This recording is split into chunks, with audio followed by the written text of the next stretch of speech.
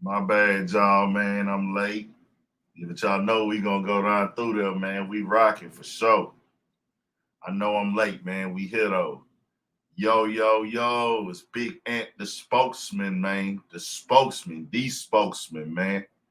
The spokesman. THA spokesman. All capital letters, man. Big Ant. Y'all know what's going down with us, man. We gonna politic and fellowship for a little bit, man. Make sure you stay on your pivot at all times, man. We gonna go down there through there today, man. Uncut, raw. We gonna talk the real. We gonna speak the solid. I'll let some people call in a little bit later. Y'all know I like to get feedback and everything. Let's make it active, man. Let's turn up, bro. Like, let's make this shit fun, man. Let's make it fun, bro. Let's make it entertaining, man. Let's gain some knowledge, man. Let's keep it interesting. Chat, y'all got to turn up, man. Everybody got to be active. This ain't that too cool for school stuff, bro. This some real informal stuff, and I'm gonna chop game for about an hour, and then I'm gonna bring some people on, let some people talk, give y'all feedbacks. If anything is breaking news, when I get a chance, I will be glancing at the chat when I get a chance every once in a while. And if it's some real breaking news going on, update me. I might go outside and make a video for it. Who knows, man? But we here though. Get your drink pulled up. Get your weed rolled up, your cone stuff, backwoods smokers, sweet smokers, Philly, whatever you roll, Dutchess, whatever you roll your shit in, get that together. We're gonna talk some real good shit today.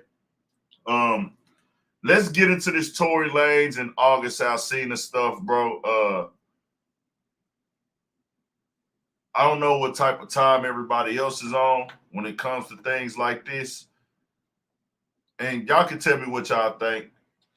Tory Lanez, I'll break down how I saw it. We was on here politicking. I think that was Saturday night. It started coming out that Tory Lanez had knocked out August Alsina. That's what the headlines were reading. I sat back for a little bit, waited to see what went down. And then later turned into Tory Lanez responding to the blogs and saying, nah, I'm in the studio working or something like that, basically denying it, saying I ain't got nothing to do with nothing. That shit ain't got nothing to do with me. You know what I'm saying? That's what Tory Lanez was putting out there. And, I get it. I understand it. Talk your shit, deny it if it ain't true. Speak your truth. Okay, we then go to later on the next day, which is Sunday. It then comes out, August Alsina put a post up and gave a detailed description of everything that went on, from the punching. That nigga put a real live description of every detail, from how many people were there, security guards, a display, everything. But he took a picture laid up against the wall with blood coming from his mouth. I'm sure y'all have seen that online. And he said that he was punched, and he said somebody had a gun, and it was all based off of him not wanting to shake his hand.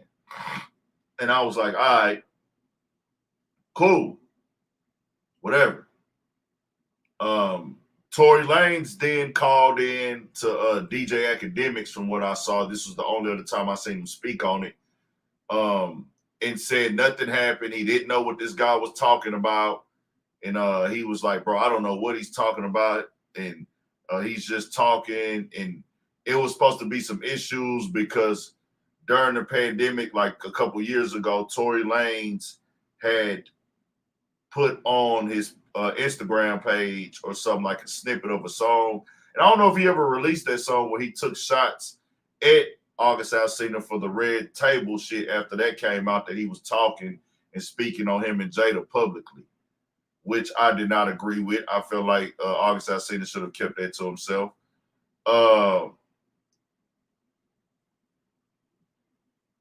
But the video now comes out, and we'll look at this real quick. The first video came out, and you got to know, bro, in 2022, anything you got going on, man, somebody recording that shit, bro, when it's in a public place. This is the first video.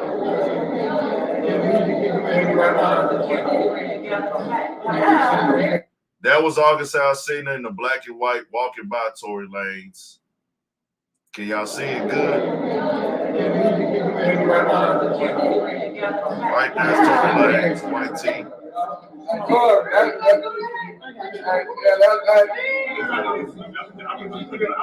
The security's talking to him. Hey, did y'all peep? Oh, girl, she like saved it. Like, damn, my bad. I fucked up. My bad. I fucked up. People, girl in the red, though. Let's look at that. Hold on. Oh, girl in the red, fix it. Look. I got you. She took care of it. Like, hey, nigga left you hanging. I got you. Right? Nigga left you hanging. I got you. Like, we've seen it when niggas that got left hanging, they had to do their own dap. Oh, girl came through in the clutch like, hey, I got you. So let's go to this. That's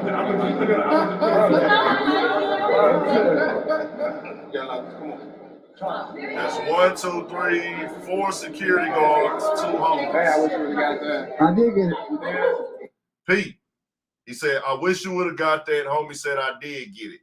Niggas are always recording when you're a public figure out in public. Don't do anything. There are a lot of people who catch shit on camera. They know it's going to cause damage, so they won't release it. But majority of these motherfuckers, they're going to release it. Don't do it. You already shot niggas. So he turned around, it looked like. You knocked his ass out, Tory? You knocked him out? We can assume off of that clip right there that something went down. And assumptions mean absolutely nothing in the court. I didn't see anybody get punched.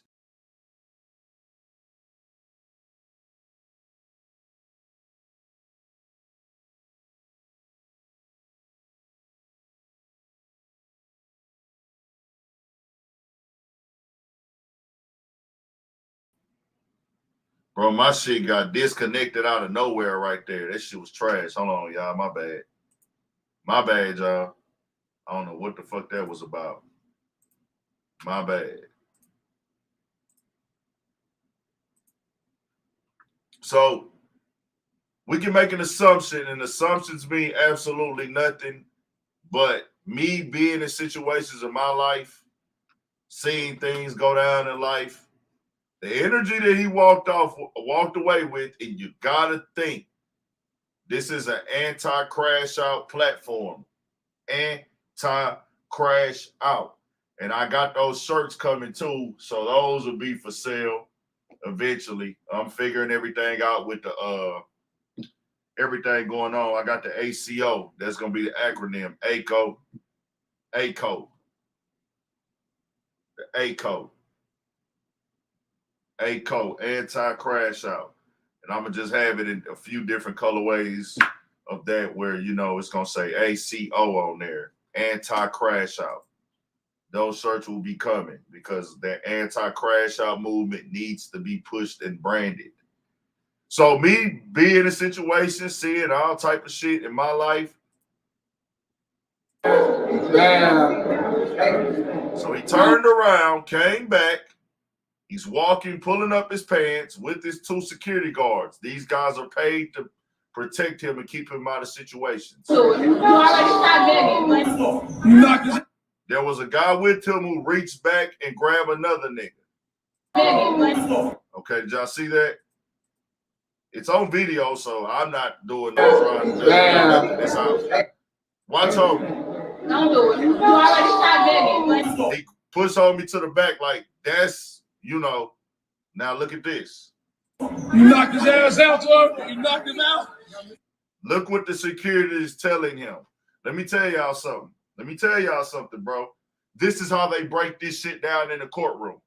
If you ever been on court, if you ever been to a bond hearing when they're deciding they want to revoke your bond and there's enough of probable cause, this is what they do. This is what they do.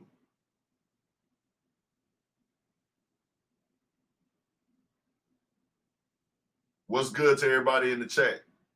What's up, Need for Need, Tracy Harris, Luxury Intent, Fresh as Fuck, DeMarcus Smith, everybody that's here into the streets, New Age Black King, Unspoken T.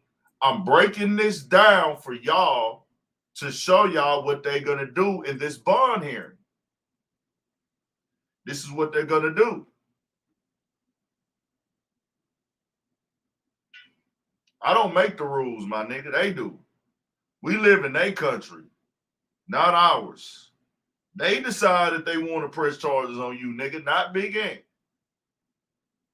You give them a reason to, you better believe they love locking niggas up. Get ready for it, nigga.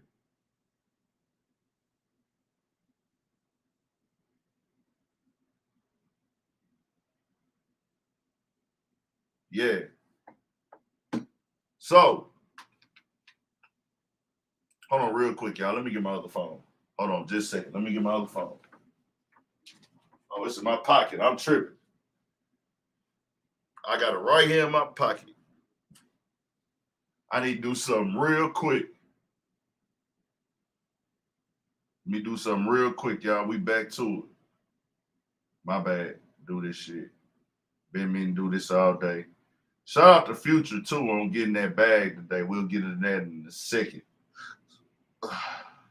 Shout out to Future running up that sack.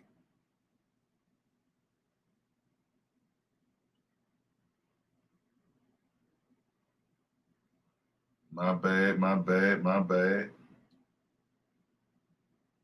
Ah! Fuck.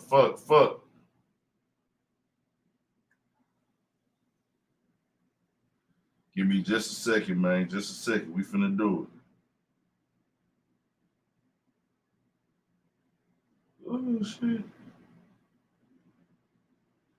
Oh, shit.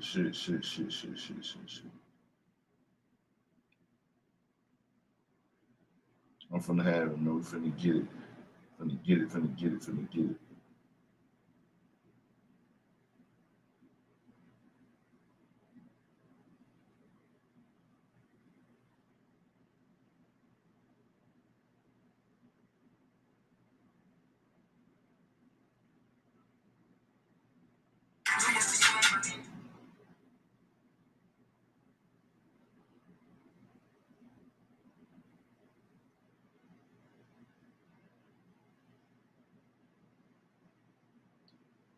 Hold on real quick, y'all. Let me do this real quick and we back on, man.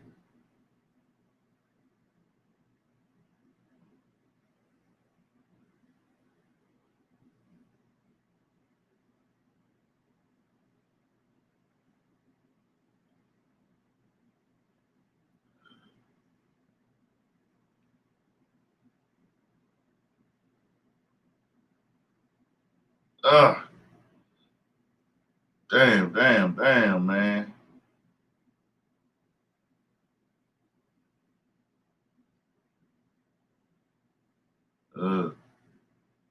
Finna get back to it. Give me just a second, man. Just a second.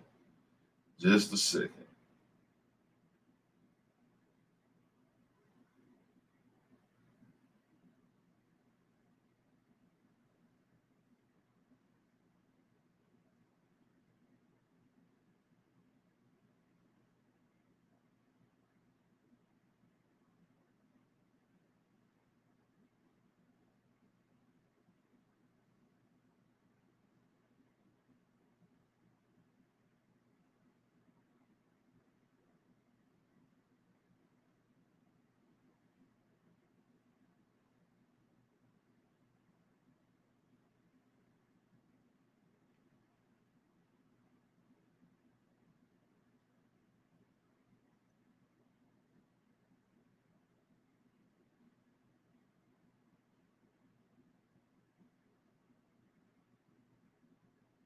Come on.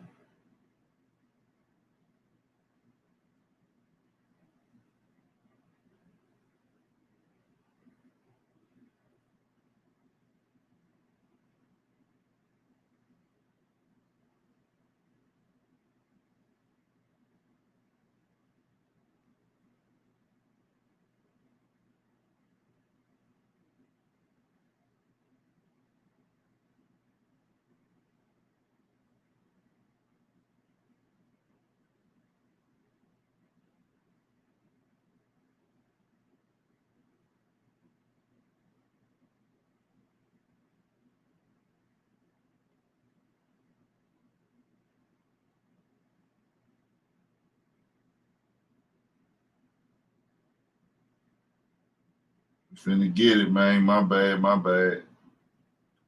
Gotta take care of this shit, though, real quick. It's for the culture.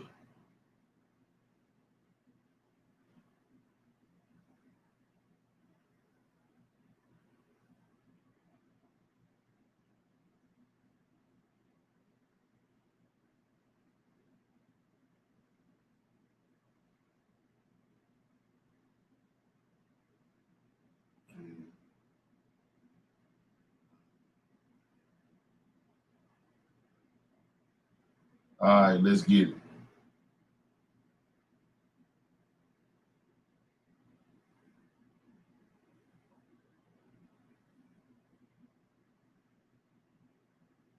All right, let's get it, y'all. My bad, man. My bad. Who here? Who here still? Some of y'all still here. I appreciate y'all, man. I appreciate y'all waiting on me. That means y'all really rock with me, man. Let's get it. Let's get it. Let's get it. Let's get it. Turn up, man. Let's go. I wanted to say, the way I'm breaking this down is how they're gonna break it down in the courtroom. I'm a nigga that came up watching them court shows and shit. Is my mic too loud? I know I talk loud as fuck. I need to learn how to turn the volume down on this motherfucker too. But this is how they gonna break this shit down in the courtroom, my nigga. I used to watch court TV and shit and everything of that nature, which still does not qualify me to actually be able to say I can break down a case and I can solve a crime, because that's a completely different thing. That's called shout out to the homie TR Vision. That dog say he just left his university class to come here and listen to the real facts. Nah, for sure. Shout out to TR Vision, man. You gotta get, hey, shout out to you going to the university too, man. We here. We gonna talk tonight. I'm only speaking facts tonight. I'm gonna let you know when I'm speaking opinions, and I'm gonna let you know when I'm speaking facts. I'm gonna separate the two when I talk. A lot of niggas do a lot of talking, but they not really giving you the raw and the real. They just running their mouths, my nigga. It's good if you running your mouth for a purpose. If you running your mouth for the greater good, I support that. But if you just talking to cause confusion, shut the fuck up. But let's get some shit going. Now, they're gonna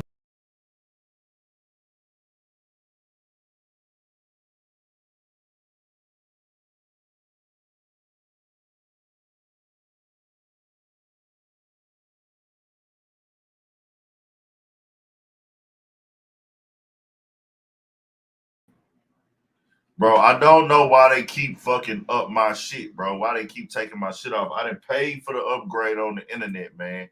It's some shit. All the shit is in my backyard, bro, for the fucking motherfucking ground shit, bro. All the shit that they gotta like store, they done fucked up my whole yard for this shit. They done made my backyard the place where they dig all the cables in the ground. And they had to come out here like 2 times to fuck with this shit, dog. The shit's starting to get on my nerves, though, man. I be telling niggas I need my shit working, nigga, at all times. Nigga, my Wi-Fi got to be on point. That's why I got my internet upgraded around this whole nigga. I was like, this is like a real live investment for a nigga like me. My bad, y'all. Let's get it, though. Let me get the volume right for y'all on that hoe. Here we go. Let's go. Now, I want to just point this out. Watch this. That's it. Tory say he just knocked out his house. That's it. Tory say Don't do it. You already shot baby. you knocked his ass out, Tory. Come on, bro. What are you doing, Tory? Tory, what are you doing? That makes entirely no sense. You knocked him out. That's it. Tory say he just knocked out his Alsina ass right out. 1 punch crunched him, Tory.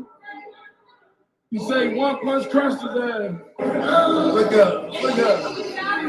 You just did that? So I think academics put out the videos all on the internet, but there's some audio they got leaked and everything also.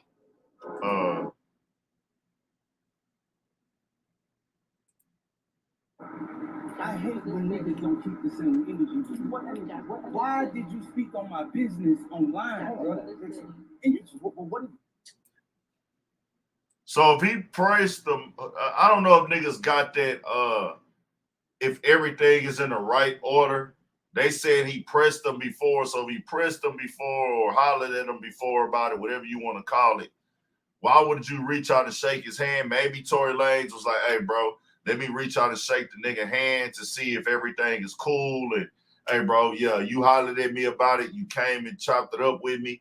We good now. So he probably went to shake the nigga hand and was like, "Hey, bro," but that would be speculating. So let's just keep it at this. No matter what happened or not,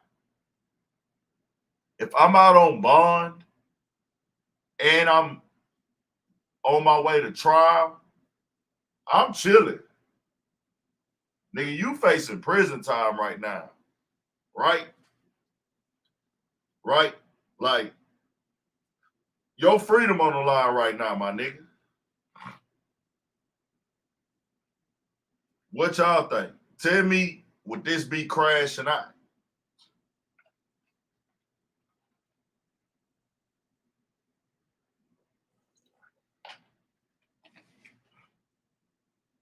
Would this be crashing out to y'all?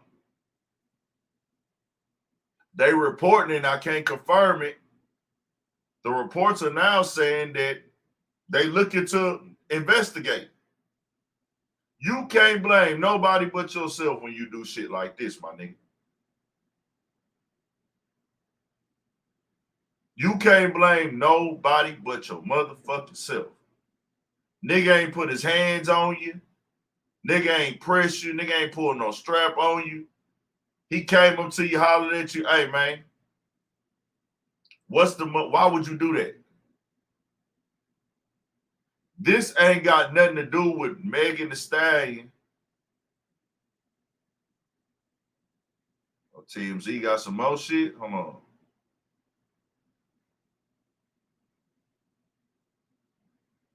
Oh, so they probably negotiating for the full video right now. Just being honest.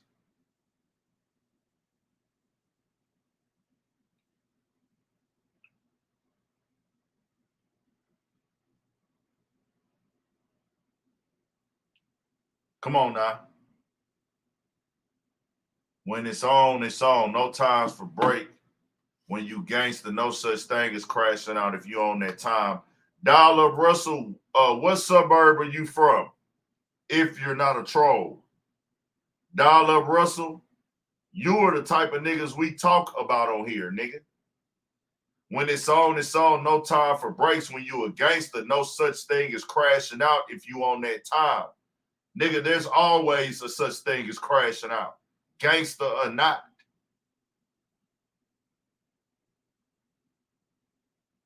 You the type of niggas we talk about. It don't matter if you're a gangster. A crash out is a crash out, my nigga. The definition of crashing out culturally is, hey, you did some stupid shit and set yourself up for failure. No matter what the reason is, it's still crashing out. Maybe you typed that wrong, Dial Up Russell, but this is an anti-crash out platform, my nigga. Gangster or not. Because guess what gangsters also do? Get their business handled without crashing out. Meaning it's wrong, but you can do it in a way to give yourself a chance to win in the long run. Meaning, hey, I'm going to get that nigga later when ain't no cameras around. Meaning, hey, you know what? I'm going to kill that nigga with kindness and stun on him. Or, hey, matter of fact, I'll get my little niggas to get on this nigga. Or, hey, we just, the best way, take the high road because I'm on trial right now and fighting for my life already.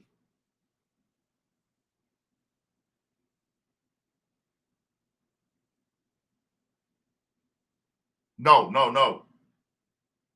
Dollar Russell. I don't know what internet comment section gave you the manual and handbook for being a gangster, but the words crashing out should not come from a gangster's mouth. Like I said, get out the comment section. You know, I know that y'all have formed your own thing, but there's this thing called real life. Real gangsters who've got experience that are still gangsters preach against crashing out. A real OG is going to tell his BGs, his baby gangsters, we don't crash out, my nigga, because we don't want you behind the wall. You don't go do this. You don't, if you want to go rob a nigga, you don't rob a nigga without a mask. You don't rob a nigga without gloves. You don't rob a nigga and a mother. You don't rob a corner store for money. You don't rob old women for their purses. If you're out on bond and you're at a public event with fans around, you don't go punch on a nigga because your bond can possibly be revoked because somebody is there recording. These are crash out moves. The best thing you should do, to be very clear, is nothing at all. Go take care of your business and get paid because you are already fighting for your life. See, y'all getting the G manual from the internet. The internet can't teach you how to be a gangster. The internet, if you learned how to be a gangster from the internet, my nigga, you've already failed yourself. If you learn the G code from the comment section, then you've already failed in itself. And I know there's a lot of confusion out here right now. I'm seeing it every day. You've got a lot of internet niggas who are real gangsters, real street niggas, real gangbangers, real members, city to city, state to state, town to town, even in LA. The motherland where the real gangsters at. You got real gangsters showing you the absolutely wrong way to be doing this shit right now on the internet. They're on the internet gang banging and beefing. That should never be going on. Politicking, putting the gang politics online, putting the world into the gang bang politics. From where I came up, that should not be going on. But I can't tell a nigga how to, that's their life. They can do what they want to do. But they know that what they really doing. And I'm going to come tell you the real, nigga. A crash out is a crash out. This ain't got nothing to do. This ain't got nothing to do with Tory Lanez music, if I like his music or not. And this ain't got nothing to do with if he shot Megan Thee Stallion or not. This ain't got nothing to do with that. The only reason it gets connected to the Megan Thee Stallion situation is because he's out on bond and he's awaiting trial. And his bond for that trial could possibly be revoked because you're supposed to be on your best motherfucking behavior at this point in time in your life. Because your life is on the line right now. Your livelihood is on the line right now. Now, true, he can be, hey, nigga, I'm dead to right innocent right now, so I don't give a fuck, which to each his own. But, hey, bro, at the end of the day, you don't want to ever fuck up you don't want to do anything that can fuck up that sack. That sack, that bag is the most important thing. A nigga don't want to shake your hand, oh, well, that's one less nigga you got to fuck with. Believe me, if a nigga don't want to shake my hand, shit, fuck that nigga. But I'm comfortable in my own skin at this point in my life. Everybody might not be there yet.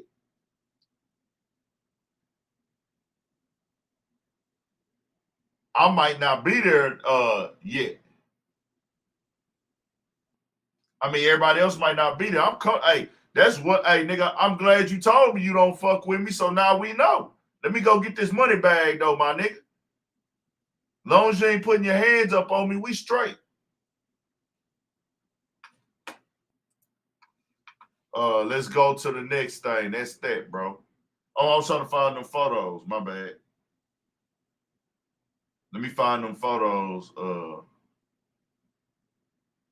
Matter of fact, see if we can find them on here. Fuck it.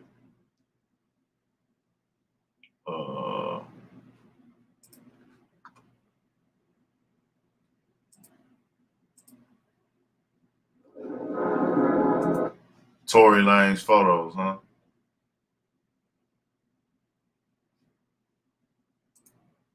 No, TMZ. You said TMZ got them hoes. Some videos on academics page, but they all over the internet. Y'all probably seen them all on y'all timeline. Did y'all see that Tiffany Haddish suit? Tiffany Haddish Aries Spears suit got dismissed. Hey, keep me up to date, y'all, too, bro. If you see any type of issues between fucking comedians, bro, because that shit is entertaining, bro. Like when comedians be beefing, and the people really fuck with that on the channel. So if I can cover that over some rap beef, I'll do that on certain days if it ain't just super huge. I'd rather, because I ain't gonna lie, bro, I'm never gonna give up on trying to keep rappers focused for my platform and just the public. This ain't just about rappers, this about my people in general. I'm all for speaking against the nonsense if it can be avoided. And I am not speaking from a perfect place because I'll be fucking up too, getting in my feelings too. But if we can speak about some comedy, because they should be entertaining, it'd be funny. I like making that content because I know they ain't finna fuck each other up in the streets for real. Like, you know what I'm saying?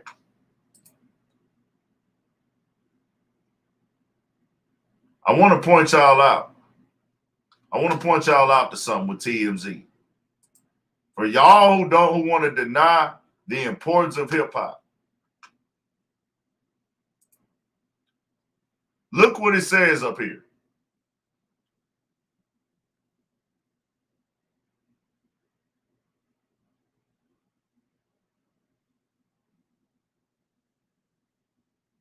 Look what it says up here on this screen at the top. This is TMZ.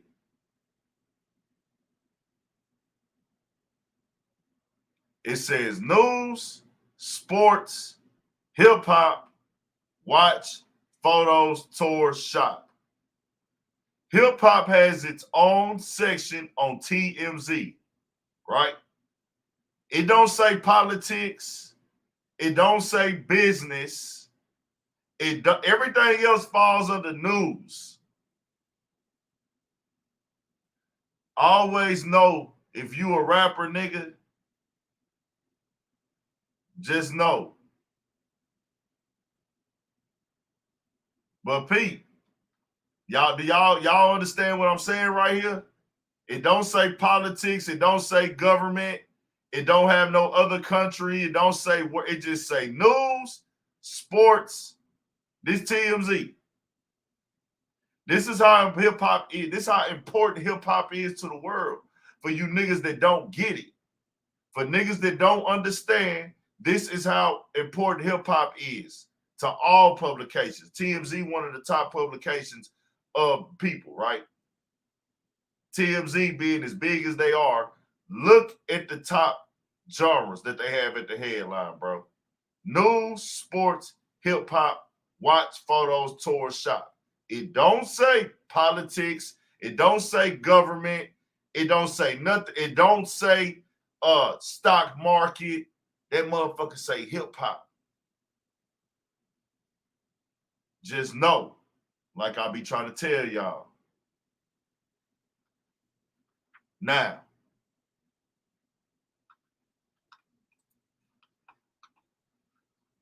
let's click hip hop. They got Freddie Gibbs dissing academics and whatchamacallit today on whatchamacallit on Funk Flex. I know Erica Banks is on here. We're gonna get into her in a second. But Future just got off his publishing, man.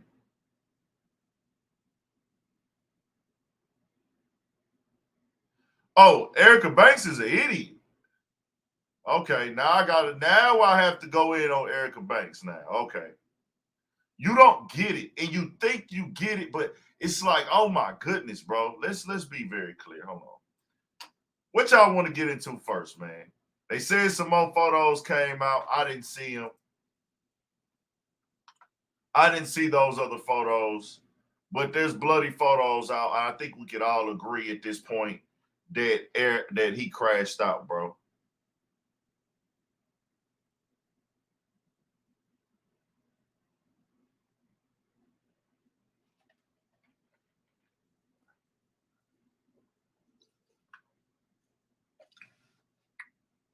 Let's go into Erica Banks. Let me play the clip of Erica Banks. And Erica Banks, I want to be very clear before we get into this. Not that I want a clap on the back or I did it to get acknowledgement for her. I spoke up for Erica Banks, and she don't owe me nothing. I want to make that very clear. I spoke up for her when they were trying to come at her, tell Don about her twerking for the high school kids. I was like, that's stupid. Like, she twerking for a football team, who fucking cares? That I've been a 17-year-old nigga before. You looking at that girl like, hey man, thank you. We finna play good tonight. So I didn't trip. And I don't think any fathers were tripping. So who gives two fucks? That shit died down. But now we have this. This is what she said. A certain type of look. If she don't look how I want her to look physically, I don't want her to come. Because the look of everything is so important to me. Like, if she ain't thick enough, no. Her not did good enough, no. Can't dress, no.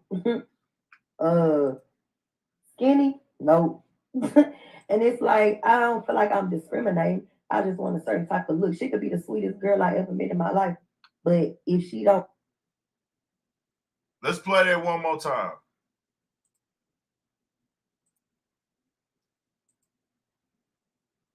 See if I can play from Instagram.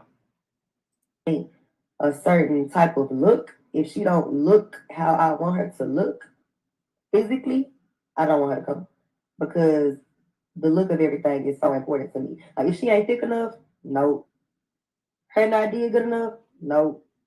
Can't dress, no. Skinny, no. And it's like, I don't feel like I'm discriminating. I just want a certain type of look. She could be the sweetest girl I ever met in my life. But if she don't. For Erica Banks,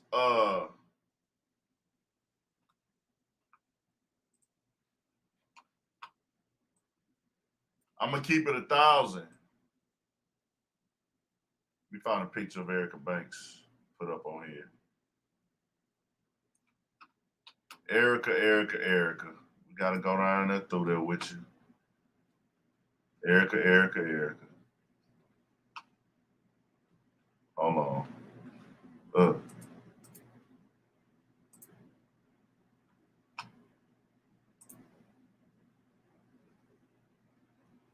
Let me find something real quick with Erica Banks. Shit. Erica. You popping, man. And it's crazy because you got somebody that's spending so much money on you and investing it in you and doing all this shit. And it's like you coming out saying stupid shit like this. Like, why? Like, why? Like, what is the reason? Like, what is the fucking reason for doing that? Like, I don't get it. So let me tell y'all like this. I want to put a picture up on here. So Erica Banks,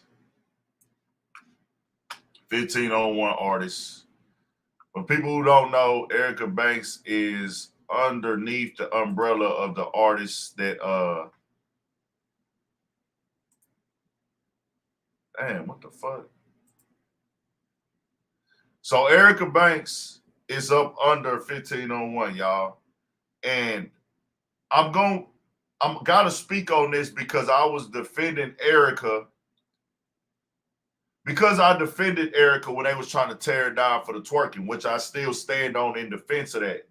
But I gotta keep it 1,000 as a nigga from Texas to hear like Texas females say some shit like that. It's clown shit to me. Like, I get what has happened now with the world where the women have become so fake and lame and cowardly.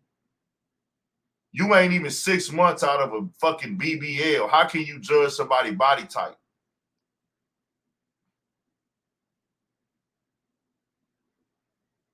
I was young before too.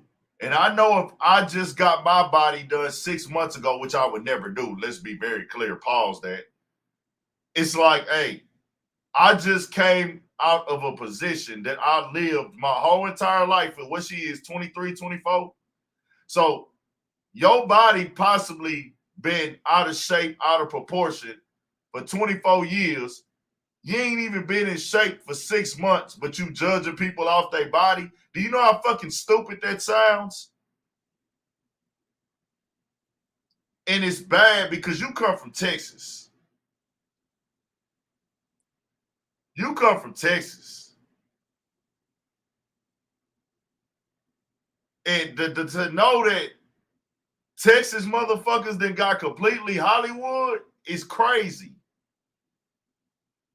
Like, what the fuck is going on in Texas? Like, people in Texas didn't really, people who rep Texas, and I know that's how you know, like, the internet that disconnected our people from the culture. Like, the internet has disconnected our people from the culture as a whole. Not just our women, niggas too.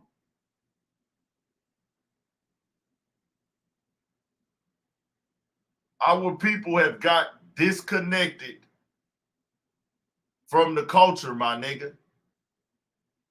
You've been living your whole entire life, Erica, with a body that is not put up the par of what the image of what they would say being seen in the club or photo shoot ready.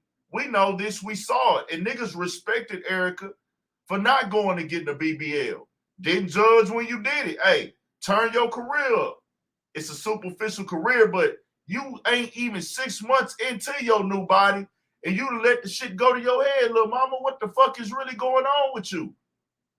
I don't get it. And ain't nothing wrong with making a mistake and speaking out of turn. You can come back and clean it up. And, you know, hey, I ain't saying change on how you feel, but for you to stand on some shit that don't even make sense, I don't understand that. It's not an opinion, though, Hair by Michelle B. It's not an opinion when it's not true.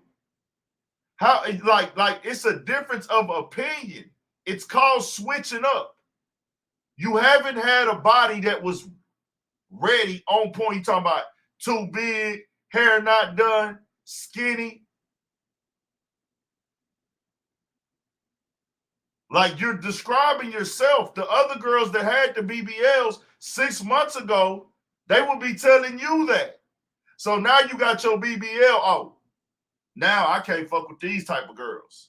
That don't make sense. It's not a fucking opinion. It's a fucking a display of delusional, however you want to say it. Like you're not in reality. Oh, she from Ohio? Being pretty is subjective. Being pretty is subjective. Being pretty is subjective. That's in an opinion. Because I can give however I think this girl looks. And her BBL looks great. Her body looks great. She looks great. I like what she did.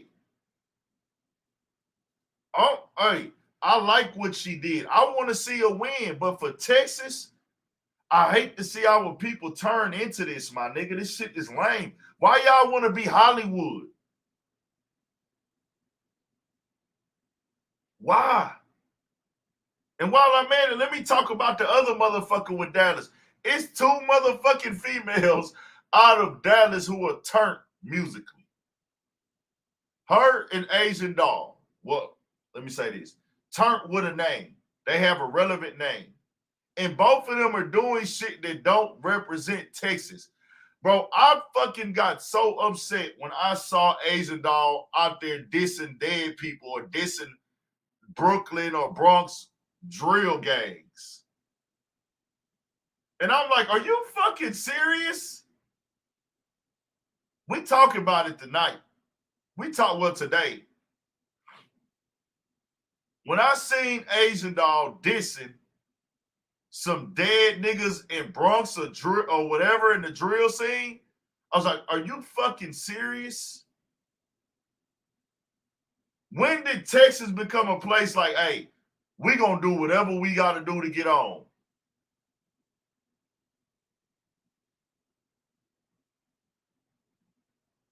Come on, man. Come on, man. Now, I do understand Houston and Dallas got two different cultures. And Fort Worth and Houston and Arlington and everybody in Texas, Austin, San Antonio, motherfucking everybody got different cultures all over Texas, Waco, East Texas, Corpus Christi, everywhere, man. Shout out to the whole Texas.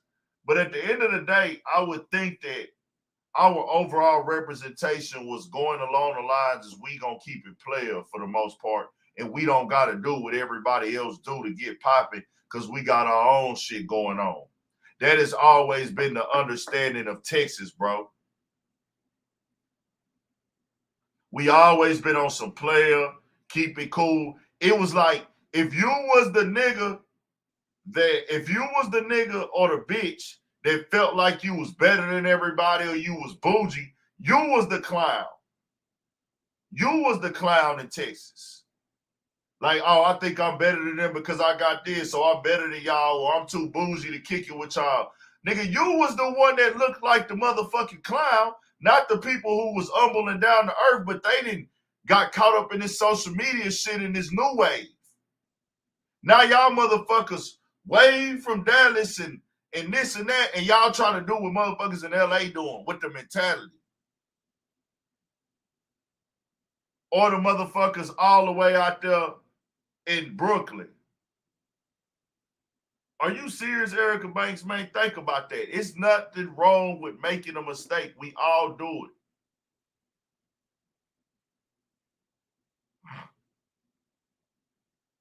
We all been through it. We've been through it. We all have made mistakes. We all have done wrong. We all have spoke out of turn. But Erica Banks, to see you try to stand on this bullshit, that ain't cool. That ain't cool. You're 6 months out of a BBL, man. You're 6 months out of a bad body. Take it from a nigga bad built this goddamn self.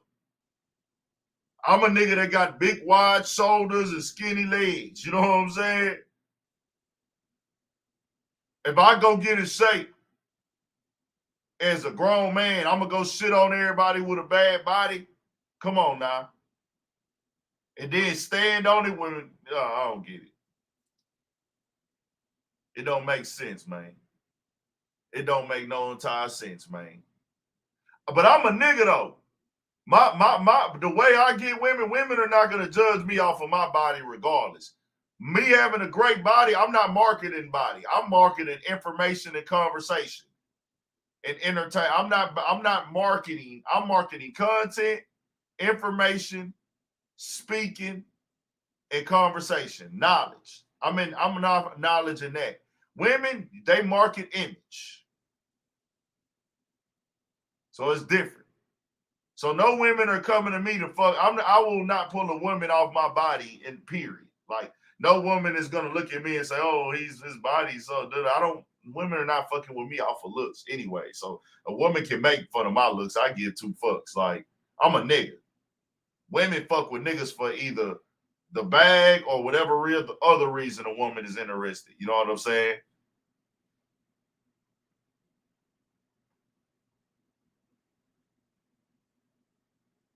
Hell no, I don't like to be, but I don't like to, let me look at the chat for a little bit, y'all. Who all up in the chat before we move on? Before we move on, let me look in the chat real quick. Nat the One, what's good? That fucking glare on my screen, man. I got the motherfucking glare a little bit. My bad, y'all. Okay, let me see. I've been trying to read this. Oh, let me read it. Nat the One, what's good? H-Town ain't fall off. Hell no. Who said H-Town fell off? Dollar Russell. What do you say? I'm marketing money, peel back and drop them pants. Okay, whatever. Knee for knee say, I don't think all men like BBL shapes though. Hell nah. I don't discriminate against them. Some look good, some don't. But I'm from the old school. I like a natural motherfucker. You feel me? Beezy was good. My nigga BP in this hoe. All them bras look the same. That nigga Tyson Garcia crazy. It's Lit TV say, nah, I disagree. I'm going 100. Texas been riding ways since Chief Keef days, but that's another story. I mean, you have certain pockets of, that's a different thing. That's musically. Like, I don't agree with niggas musically riding ways either. I understand getting a little bit of a different type of influence from people and coming with different concepts. And it's the internet era, but to just change your mindset, to fit something that you wasn't on, that you couldn't even say 6 months ago, because 6 months ago, that's a whole different discussion. 6 months ago, you were the person that you were talking down on now.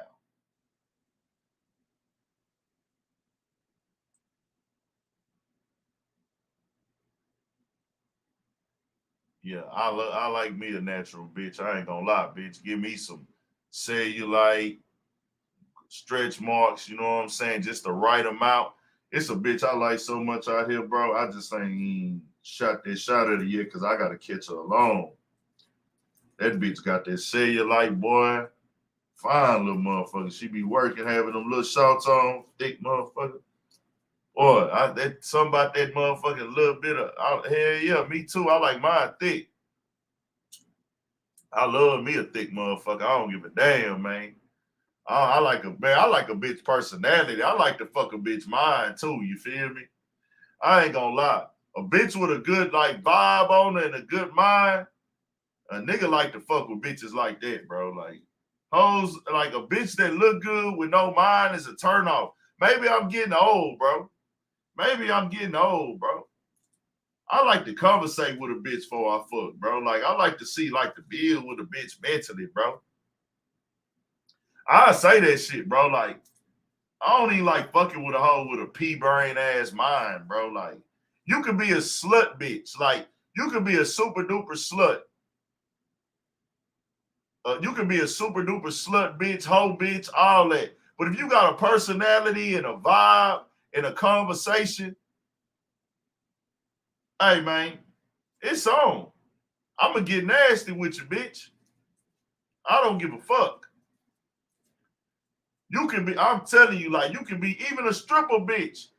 A stripper bitch can have a personality and a conversation on it. She might be dumb as a mother. She might be doing something in life that I wouldn't marry, or I wouldn't take you home and like wife you or nothing like that. But you can have a conversation and have a mindset and be able to, a bitch that can conversate is way more. I'd rather kick it with a bitch that can conversate and have a good time 10 times more than I cook it with a bad bitch that's dry. You can be the baddest motherfucker. If you don't know how to laugh and kick it and vibe out and just be entertaining, I don't want you, bitch. You trash. Straight up. Every nigga different though. Some niggas just want a bitch that's a trophy. Nah. You know what I'm saying? Everybody different though. Everybody got their different flavors and it's different strokes for different folks. That's just me, bro. What worked for me might not work for you at all. I just like a bitch with a personality, bro. That's just me. Bitch can be a hoe, whatever. You know what I'm saying? If a bitch got a personality, man, we can kick it. You ain't on no negative energy. Come fuck with me. We can go out and have a good time.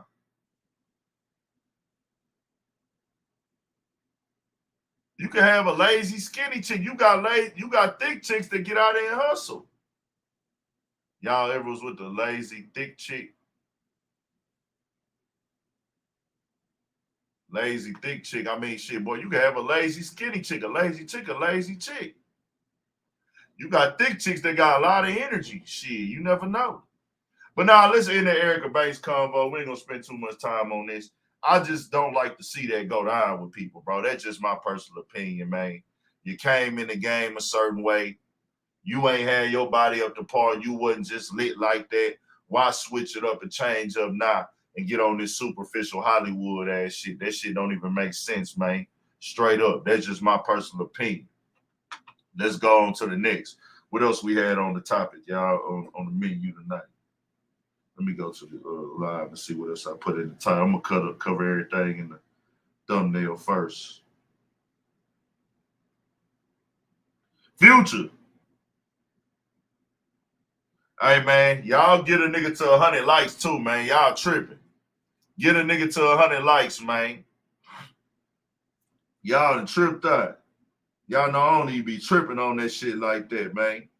Oh, yeah, I just seen my sub, too. We at 129K. So that's what's up. We'll probably be at 130,000 by next week, maybe, or something. Who knows? But shout out to y'all for supporting the channel and the platform, most definitely. Everybody in the chat, I most definitely appreciate that. But y'all get a nigga to 100. You know what I'm saying? Turn it up. Where we at now? Ain't no reason why we shouldn't be on the 100 likes. Come on now. We gonna talk the real and the raw, the uncut, nigga. We supposed to be at 100 likes. So easy. It shouldn't be nothing to get a nigga to 100. Come on, get a nigga to 100 done. Let's get there. Make sure y'all subscribe to Studio 56 too. Had a great episode last night. It was lit.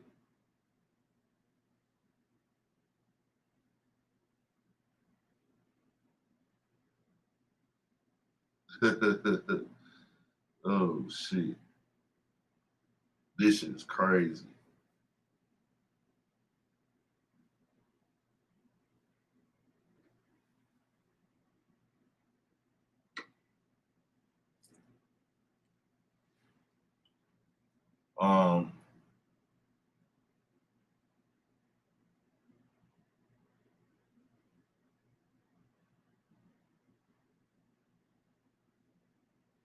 Yep.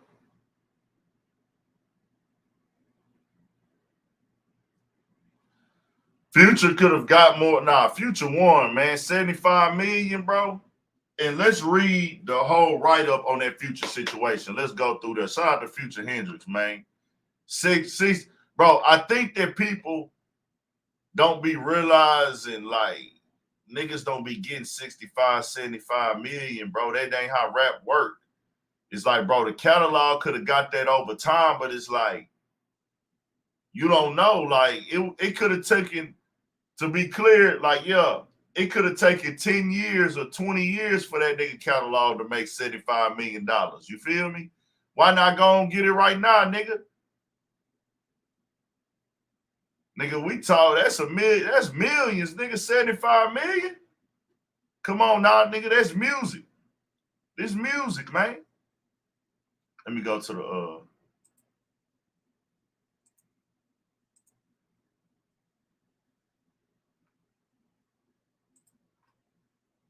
let me put this bitch on Future.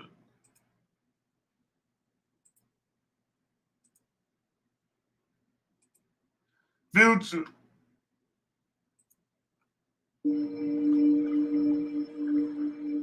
I've always been interested in the developer productivity. Hendrix. I'm going to read the write-up. He dropped that I'm That Nigga video today, too. Hold on. It was a website that they got that shit written up. Let me find that motherfucker.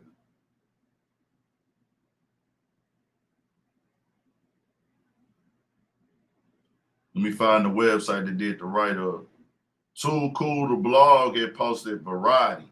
Let me go to Variety. They got the write-up interview with them. Let me go to Variety, y'all, so we can get the official write-up and get all the information.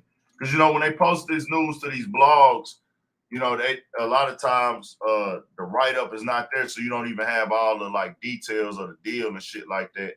But shout out to variety.com. Oh man, their website ain't working. It's like one of them websites that ain't got all the shit. Hold on. It won't let me go to the website. I gotta read it to y'all from the phone, man. Let me put Future on the screen so when people come in there know what we talking about.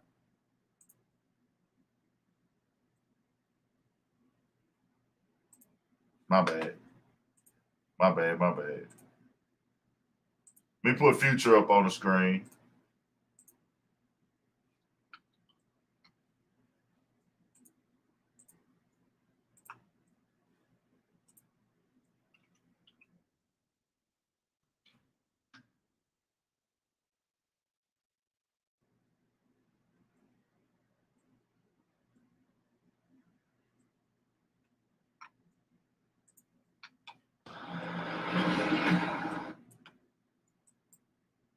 Hold on real quick. Now, Future gonna do his thing, man.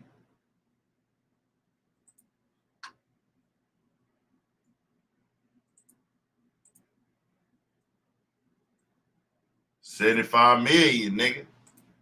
You can't, hey, I don't know what niggas talk about. We finna go down there. I'm finna read this shit. Hold on. This is on variety.com.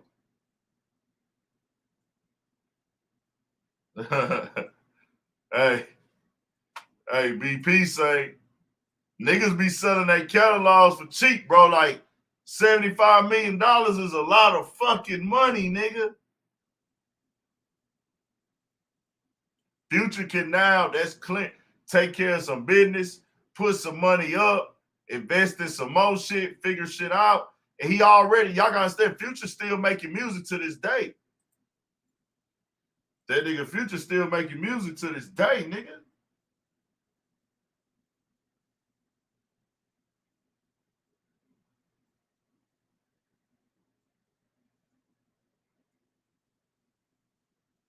To this motherfucking day, nigga.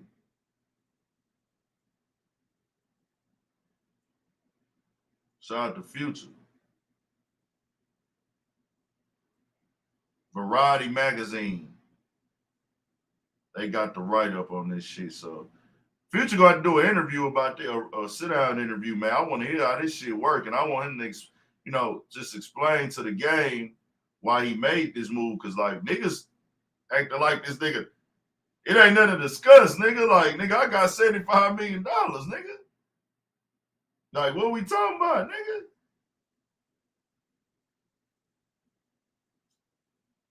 Damn, they ain't got it right there at the top. Okay, here you go. I'm reading for Variety, y'all. It says Future sales publishing catalog to Influence Media Partners. Influence Media Partners has acquired Grammy-winning Future's publishing catalog from 2004 to 2020. The company announced the prolific rapper's work from those years.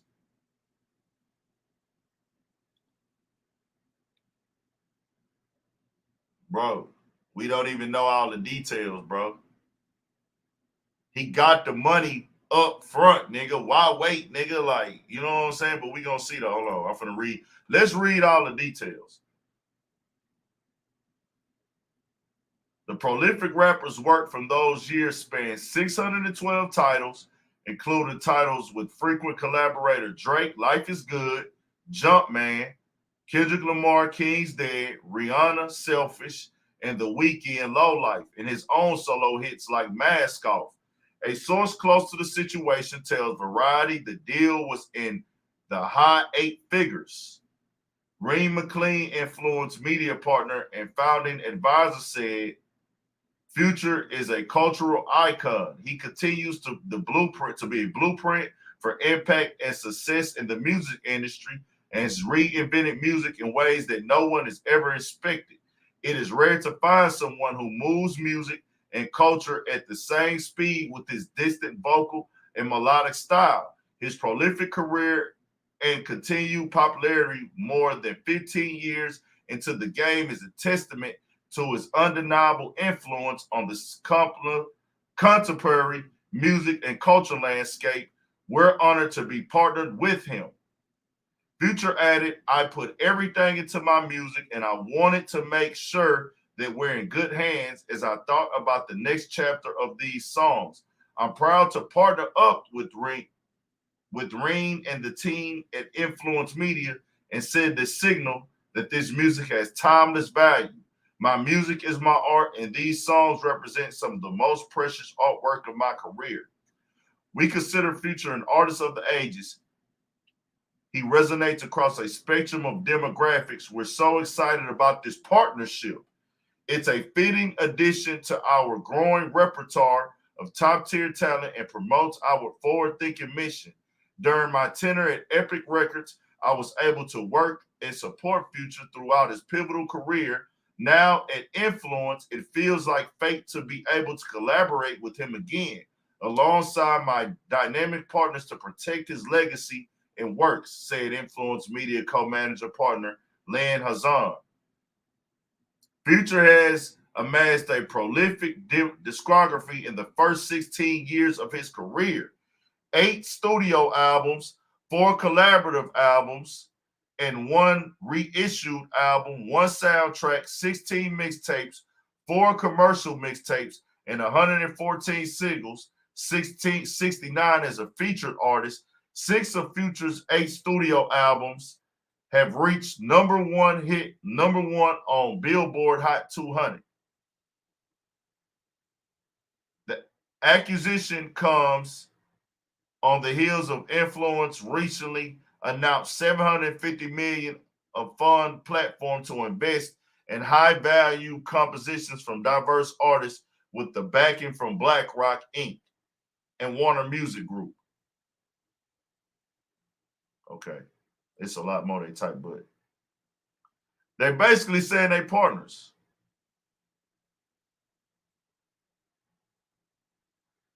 I want Future to kind of break this down in terms of like, yeah, they gave him 75 million, but I think he's still making money off that shit.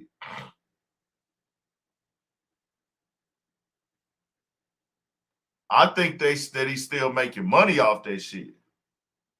Shout out to Future. It ain't even too much to go into. Walking the chick and I talk a chick. They forgot where I came from. Chevys, Impalas, and Regals, man. 23 bricks and the speakers, man. You know where I come from.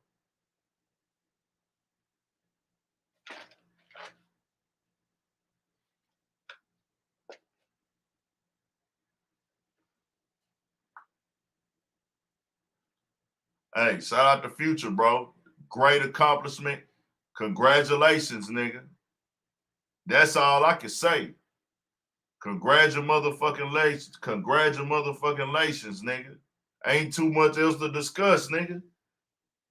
That man been working his whole life to get here. Fuck it. Future came in because Future was working on shit before he took off.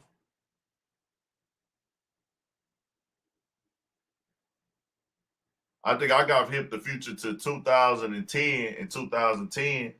Shit, 2022. Shout out to, hey, get y'all money. Wayne did like 100 on his, I think. But nah, nigga, get your money, bro. Get your money up front. Future probably already around 40 years old. Shit. To get a $75 million check at 40 years old, and we don't even know, it's like a partnership. So nigga don't even really know what type of money he's still gonna be collecting off that motherfucker. Off those songs. Like he probably still got some percentage breakdowns, but even if he don't, 75 fucking million, nigga.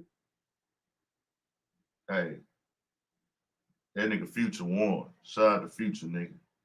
That's big, nigga. That's great, nigga.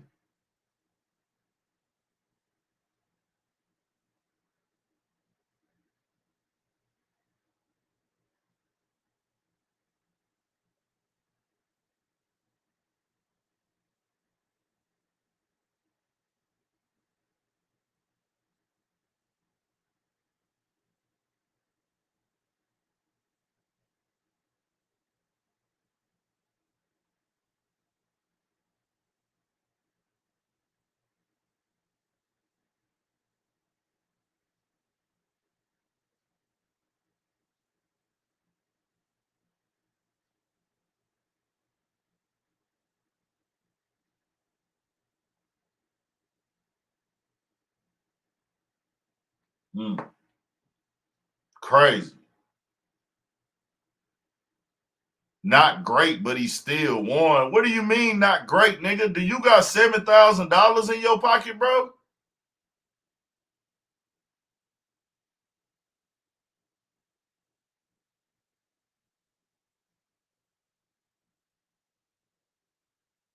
Like, how can you say $75 million is not great, nigga? Come on now. I don't know why y'all think that, like, after everything dog done put into this shit, right, and having to figure this shit out, sit down like, oh, y'all finna cut me a $75 million check, and then they still talking about partnering, meaning there's more money to be made, my nigga. If this ain't great, I don't know what is, nigga. Do you know how many people in the world touch $75 million in a lifetime, nigga? Probably like 0.0000000 to the trillionth, 0.0000 trillionth, 0.1% of people touch $75 million in a life, nigga. This is great. Don't let this hype shit fool you. Rappers rap about having a lot of money. Let's be clear, nigga. 99.9% of rappers don't see $75 million in their career, my nigga. And when I ask you, do you got 7,000? That's not to belittle you, because 90% of America don't have not $7,000 in their motherfucking bank account right now, nigga. Actually, 95% of America, 95% of the people in America, nigga, don't have $7,000 in their bank account right now.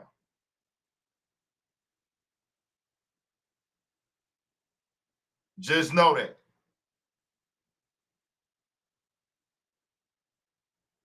So niggas talking about $75 million ain't great. Hey, my nigga, where y'all niggas from, nigga? Hey, $75 million ain't great. I need to see how y'all motherfuckers grew up, nigga. Nigga, where y'all niggas from, nigga? Shit. Nigga, $75 million ain't great. $65 million ain't great. If $65, $70 million ain't great, my nigga, tell me how you niggas grew up, nigga. Because I guarantee you 95% of America ain't got $7,000, $6,000 in their bank account right now, nigga. So y'all niggas got to start thinking more reality, bro. Like, come on now. We got to wake up, nigga. Straight up. You said make more in the long run, but it wouldn't have came at one time, my nigga.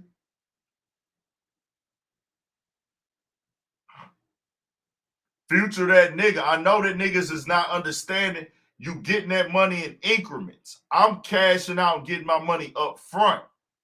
Of course he gonna make the money in the long run. That's why they did the business with him. But they're actually going to go and work the publishing to get the money. They're gonna go work that publishing. They're gonna go work that publishing now. But what he did was, hey, I secured the bag for the family to where now I can actually do this and do that. And I can make sure the money come right now and make sure it's lined up to be made. And guess what? Guess what, nigga? Future's still making new money. He's still releasing music.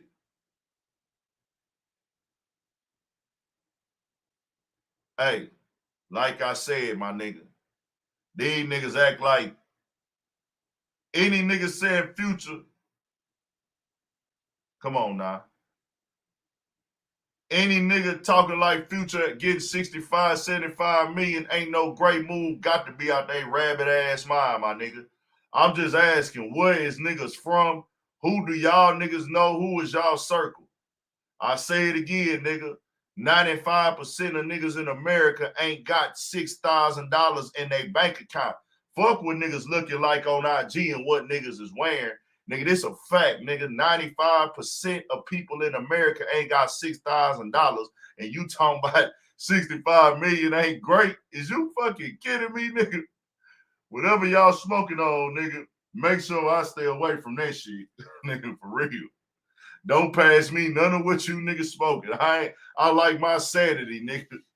I believe in logic over just speaking, man. Shout out to Hendrix, man, for real. We can damn sure swap positions. Any of you niggas that is in a position to say $65 million, any nigga that's in a position right now to say 65 million to 75 million ain't great, let's go and swap out the lifestyles, my nigga, because I'll take yours, nigga, because that shit is great to me.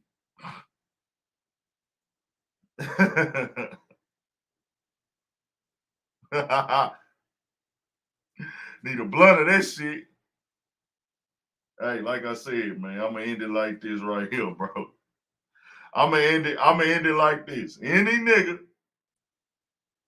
that's saying Future getting 65 million to 75 million ain't great and don't understand the significance of that, nigga, 95% of America ain't got $6,000 or $7,000 in their bank account right now, my nigga.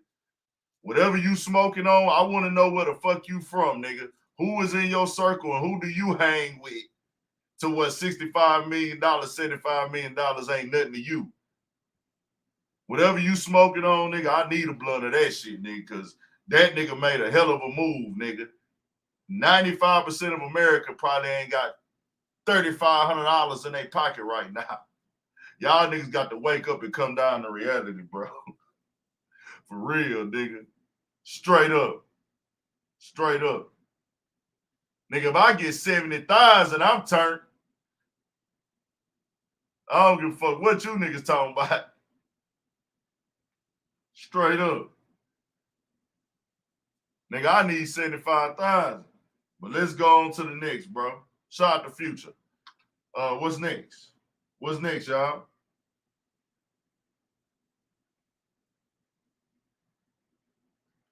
Oh, I put Young Thug up here, bro. Young Thug, tough situation for Thug, man.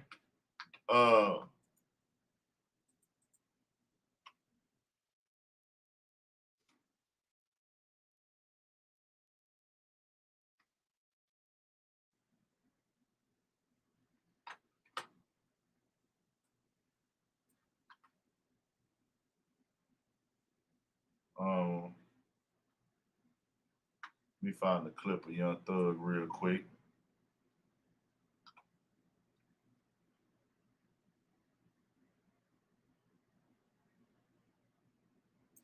The DA, she a bad motherfucker, bro. Just keep it all the way real. The DA is not playing games, nigga. She trying to keep the things that were confiscated, my nigga. The cash, the jury, basically trying to bleed niggas dry. Anything to apply pressure. Now, in terms of doing her job, she's excelling. In terms of fucking up a nigga situation and bad, this is fucked up. But this is her job. As fucked up as her job is to the people and to us as a culture, she's excelling. And it's fucked up. Because now, nigga need everything that got money to them when you fighting a case like this. When your whole team, your whole gang, everybody with you is going through this, ain't nobody out to earn. Everybody can't earn money right now, bro. The heavy hitters on YSL is locked up. So guess what? The team is not earning. No, I didn't watch that Rich Homie interview. I seen like the headlines making the blogs and stuff like that. You know, Rich Homie got a great story. You know what I'm saying? For sure.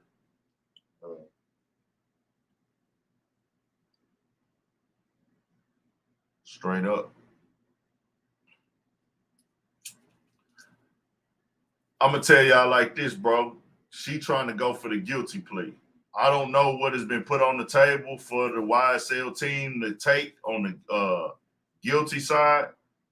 I'm not even going to play with that or guess that, but it's tough, man. It's tough to be in that position, bro. Like, it's tough to be in that position to where you have to take a guilty plea because especially when you a rap superstar, multi-million-dollar nigga, you coming from, nigga, I'm making 100,000 a night at a show. Nigga, I get paid for features. I do music. Whatever I want to do to get money, I go get it. Nigga, when you facing somebody like this who ain't scared to press no lines and she trying to make a statement, this the worst position you can be in, my nigga. Because she got it in her mind that whatever it takes to keep these niggas behind bars, bro. And she got the support. She got the support. It'll be different if she was one person, but she got the support of the state. And you know the government is not far behind. That's what make this tricky.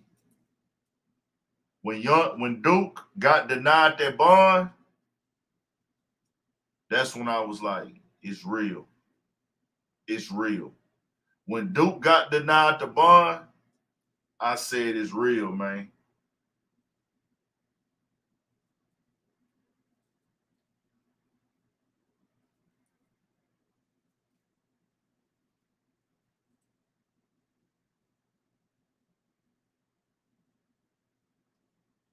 When Duke denied that bond, nigga, I said this shit real. Duke would have got that bond. As I say, my experience, me watching the case being broke down, Duke would have got that bond had he not been in YSL. But he wouldn't be in this case if he was not YSL. Duke is in here off of being guilty by association and affiliation.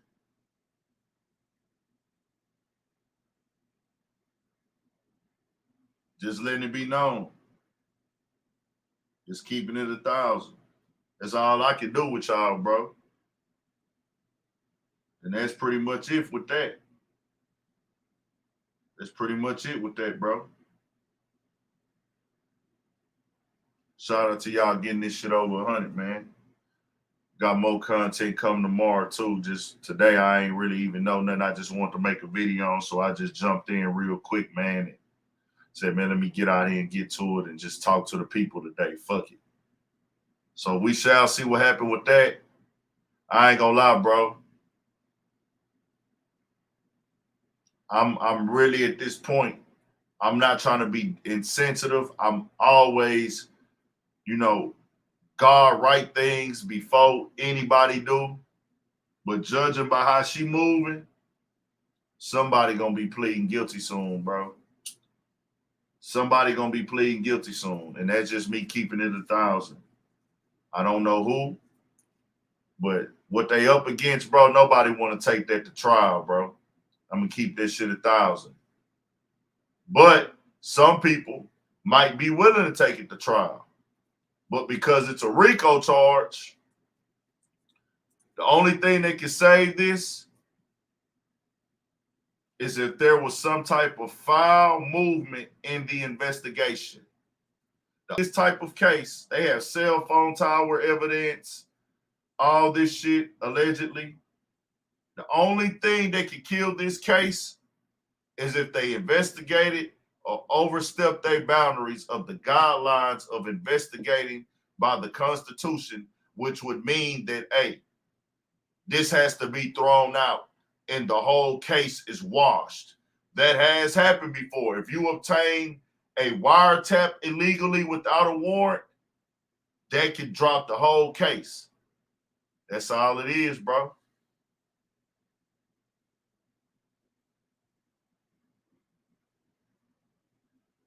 That's all it is, bro. There's one thing they can say in this case right now that they have.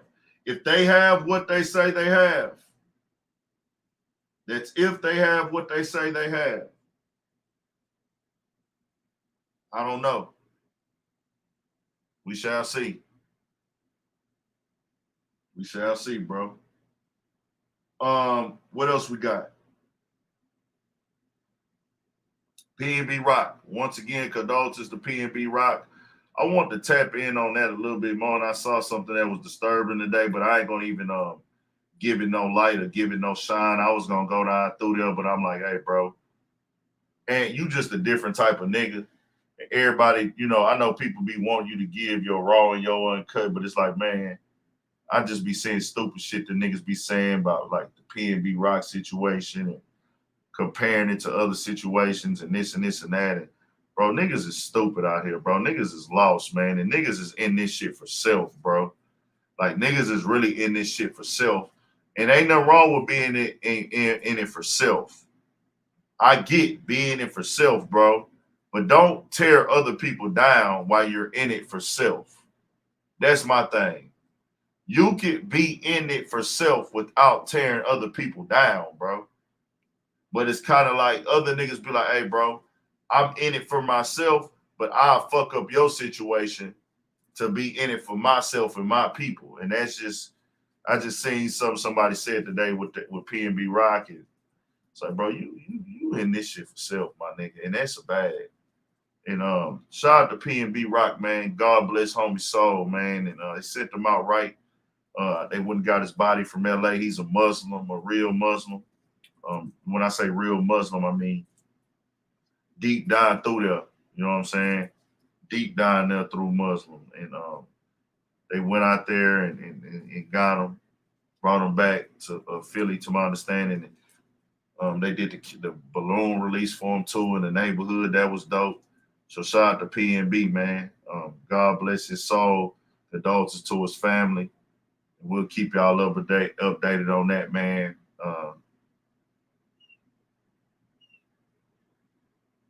Dang, that's still a tragic situation, bro, to see that happen like that. Have his life taken from him in front of his kid's mother, bro. That's tragic. And just to see how numb we got to this shit is crazy. Crazy. Let's get into this Brooklyn pastor, man, because I'm going to let y'all call up after this. And anybody want to tap in, you can.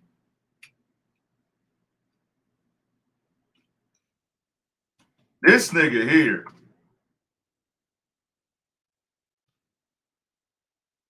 This nigga here is hell.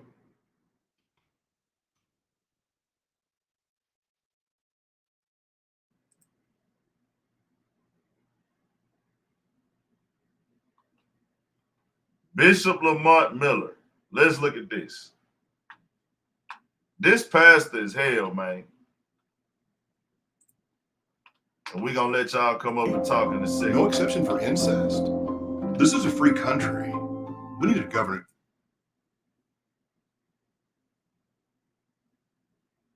In Brooklyn landed 2 people behind bars, including a bishop who argues he was protecting his family. CBS 2's Jenna D'Angela spoke with both people involved and has the video from Canarsie.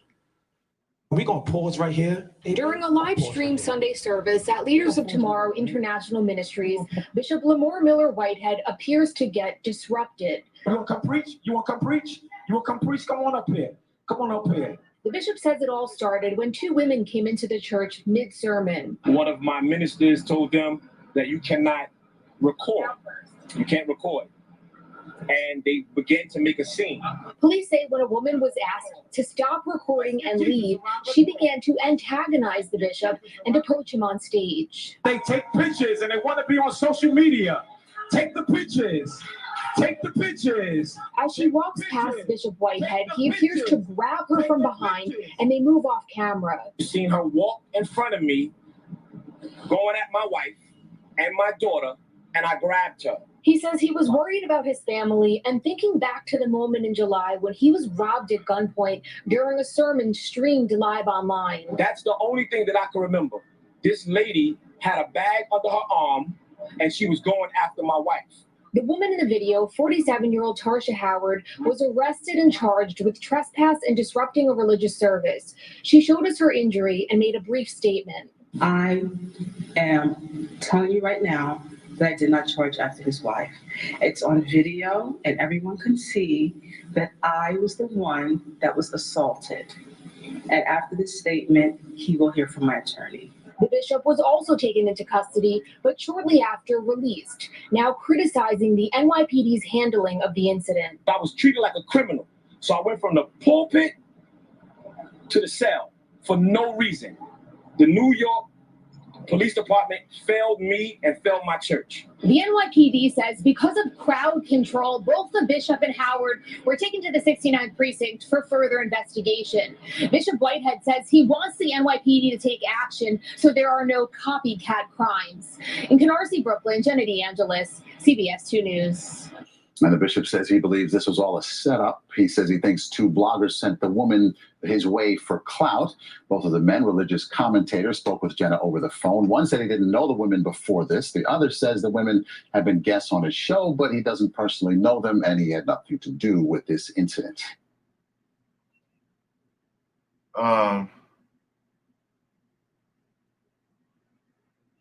Hold on real quick. Rise and Stein, it's time to stock up for our... Oh, that's July 25th. Okay. Let me go back. I seen some with the Fulton County DA, but all right, bro. Let's talk about this Brooklyn pastor, man. Tomorrow, International Ministry. Bishop Tomorrow, Lamont Miller. International Ministries. Bishop Lamont from Canarsie. During a live stream Sunday. Bro, let's be clear, bro. He clearly tripped out. The nigga don't give a damn. He a nigga that's looking for attention and everything, and he gonna get it by any means necessary. I'll tell y'all like this, bro.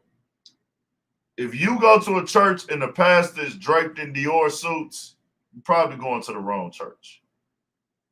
If the pastor is wearing a bust-down Cuban, you're probably going to the wrong church. If the pastor is wearing iced-out jewelry and getting robbed during the sermon and putting his hands on people when they walking up, you're going to the wrong church. I've been to church before. He can take this how he want to take it. You foul, my nigga. You a foul nigga. It is what it is. You hustling the Lord. You hustling religion, my nigga. A lot of pastors do it. I'll just say this. There's a Peasy line. What Peasy said, cut off all the bums, cut off all the leeches. I don't even go to church. I can't touch the preach. I can't trust the preacher.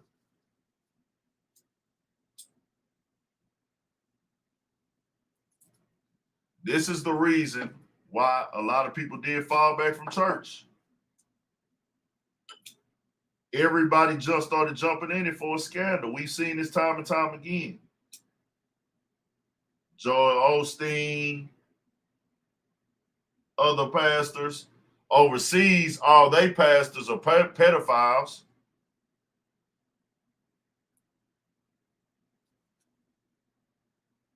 Catholic churches, all them be pedophiles. So it's like, nigga be like, why go and support these churches and support these pastors and they all cheating on their wives? Nobody perfect, bro. Ain't nobody perfect. We all are sin. People in the church are the most sinners most of the time, to be honest with you. They know better. But for you to be living a complete lie, come on, man.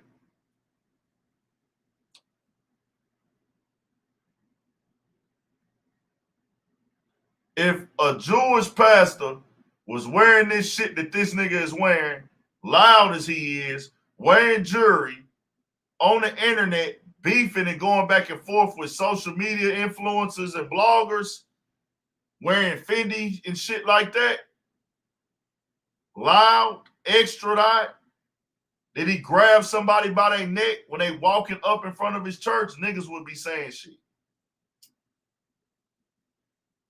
Straight up. You can't tell me they wouldn't. You can't tell me they wouldn't.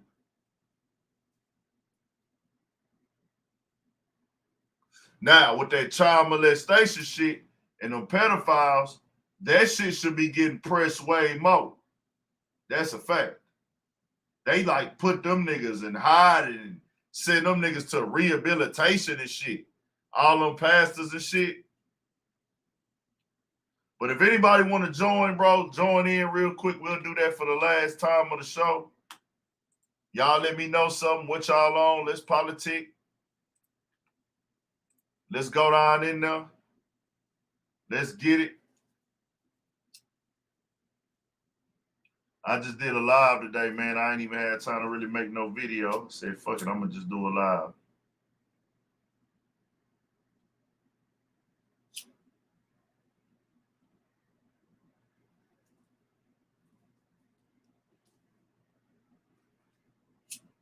Damn, I think I stuffed this all too much.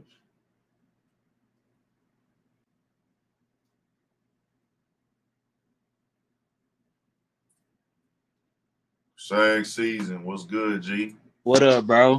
What's going on, man? What you want to tap in on, bro? What's good? And you ain't lying about them pastors, man. Like, that's why I don't really fuck with big churches, man, because hell no. Hell no. I go to church with my granny because it's a small church. But if it's a big church, I drive right past that motherfucker. Like, because I know what's up. Like, Nah, for real. Because, like, a nigga be peeping, bro. Like, it was one church out here. A nigga got a big-ass church. Nigga, me and my niggas walked in Papados one day. And I'm like, bro, like I say, you ain't got to be, like, all pastored out every time I see you and be turned up, being extra. You don't got to do none of that shit with me, you feel me? Like, you don't got to be, I don't expect you to be 24/7 hour God. I know you a human. But we bumped into the nigga, and he like, we coming out of Papados, he with a female. And he walk out, and I don't know if that was his wife, maybe it was his wife, I don't know. Didn't seem like it was his wife, though, but to each his own. He bumped into my partner, and as an older black man, I'm expecting him to be on some shit like, oh, excuse me, sir, excuse me, fellow, excuse me, young man. That nigga bumped into my partner and was like, oh, man, let me get by you, man, sorry about that there. Like, you know what I'm saying? Right. It was on some, like, old school hip, pimp, like, old school fly guy type shit. Like, it wasn't on no, you know what I'm saying? He was on some like old school player type shit. Like, oh man, let me get by you right there, my boy. Let me get by you right there. It wasn't no, like, excuse me, son. It wasn't no, hey man, what y'all got going on? You know, hey man, I'm a pastor, man. My bad. Like, you know what I'm saying?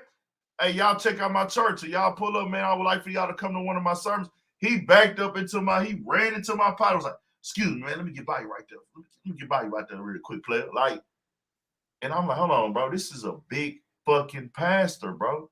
You recognize who he was? I know who he is. I'm not gonna say his name on here, but okay. You just I know who the nigga is. Okay. He in the sec. He in Greenspoint.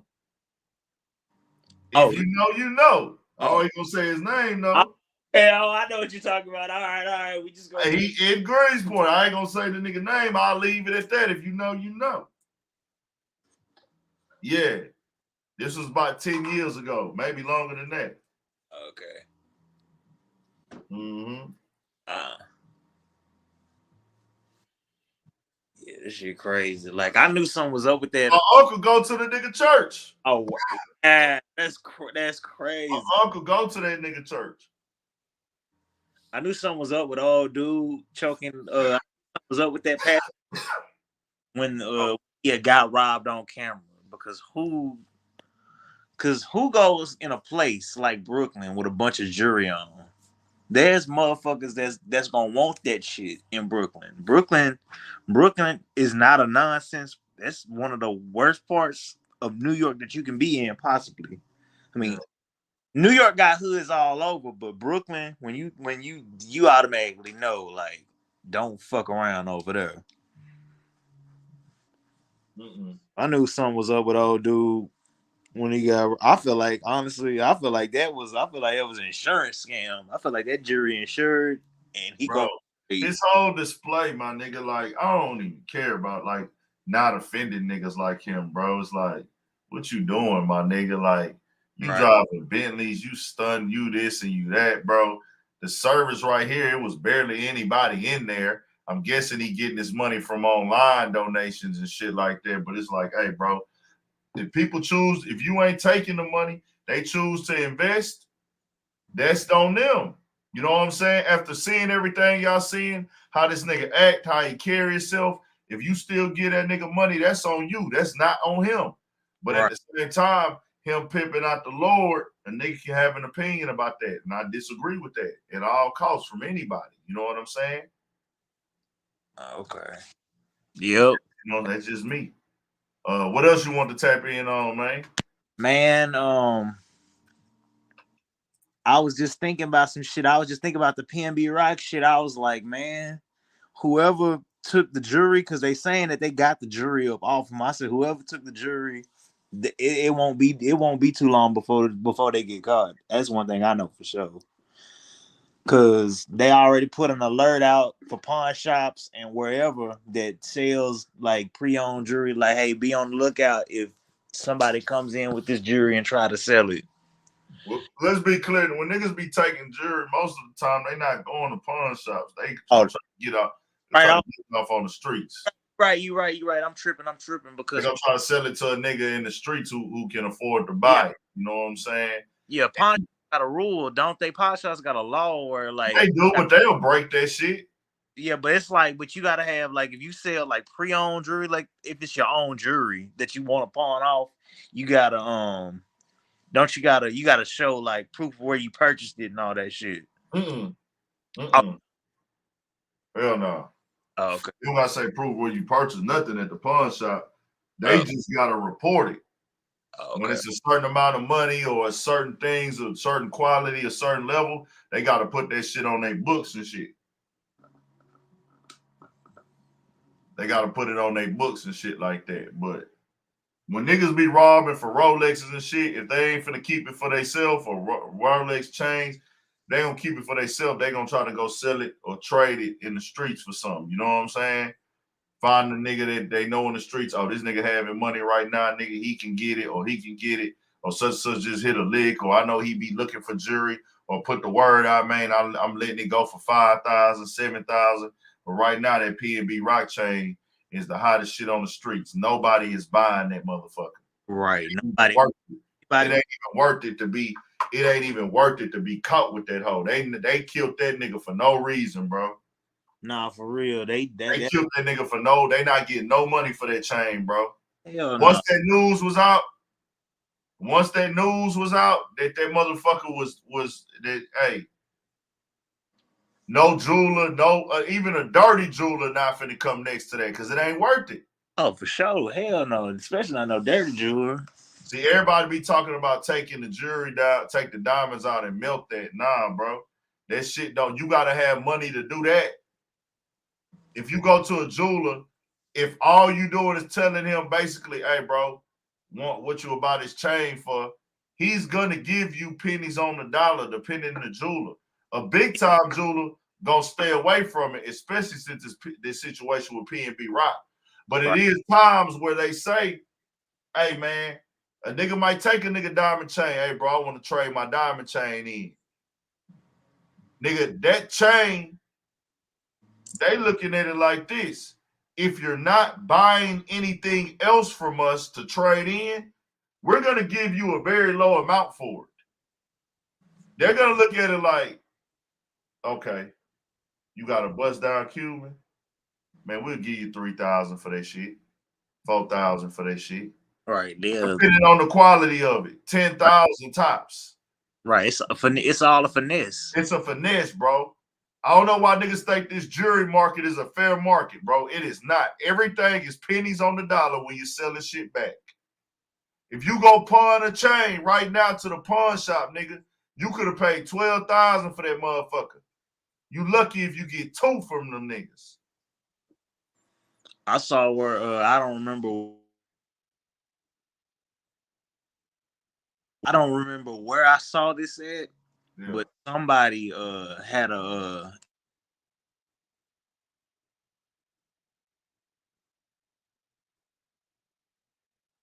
damn, it was a my fault. It was a chain that Gunna had.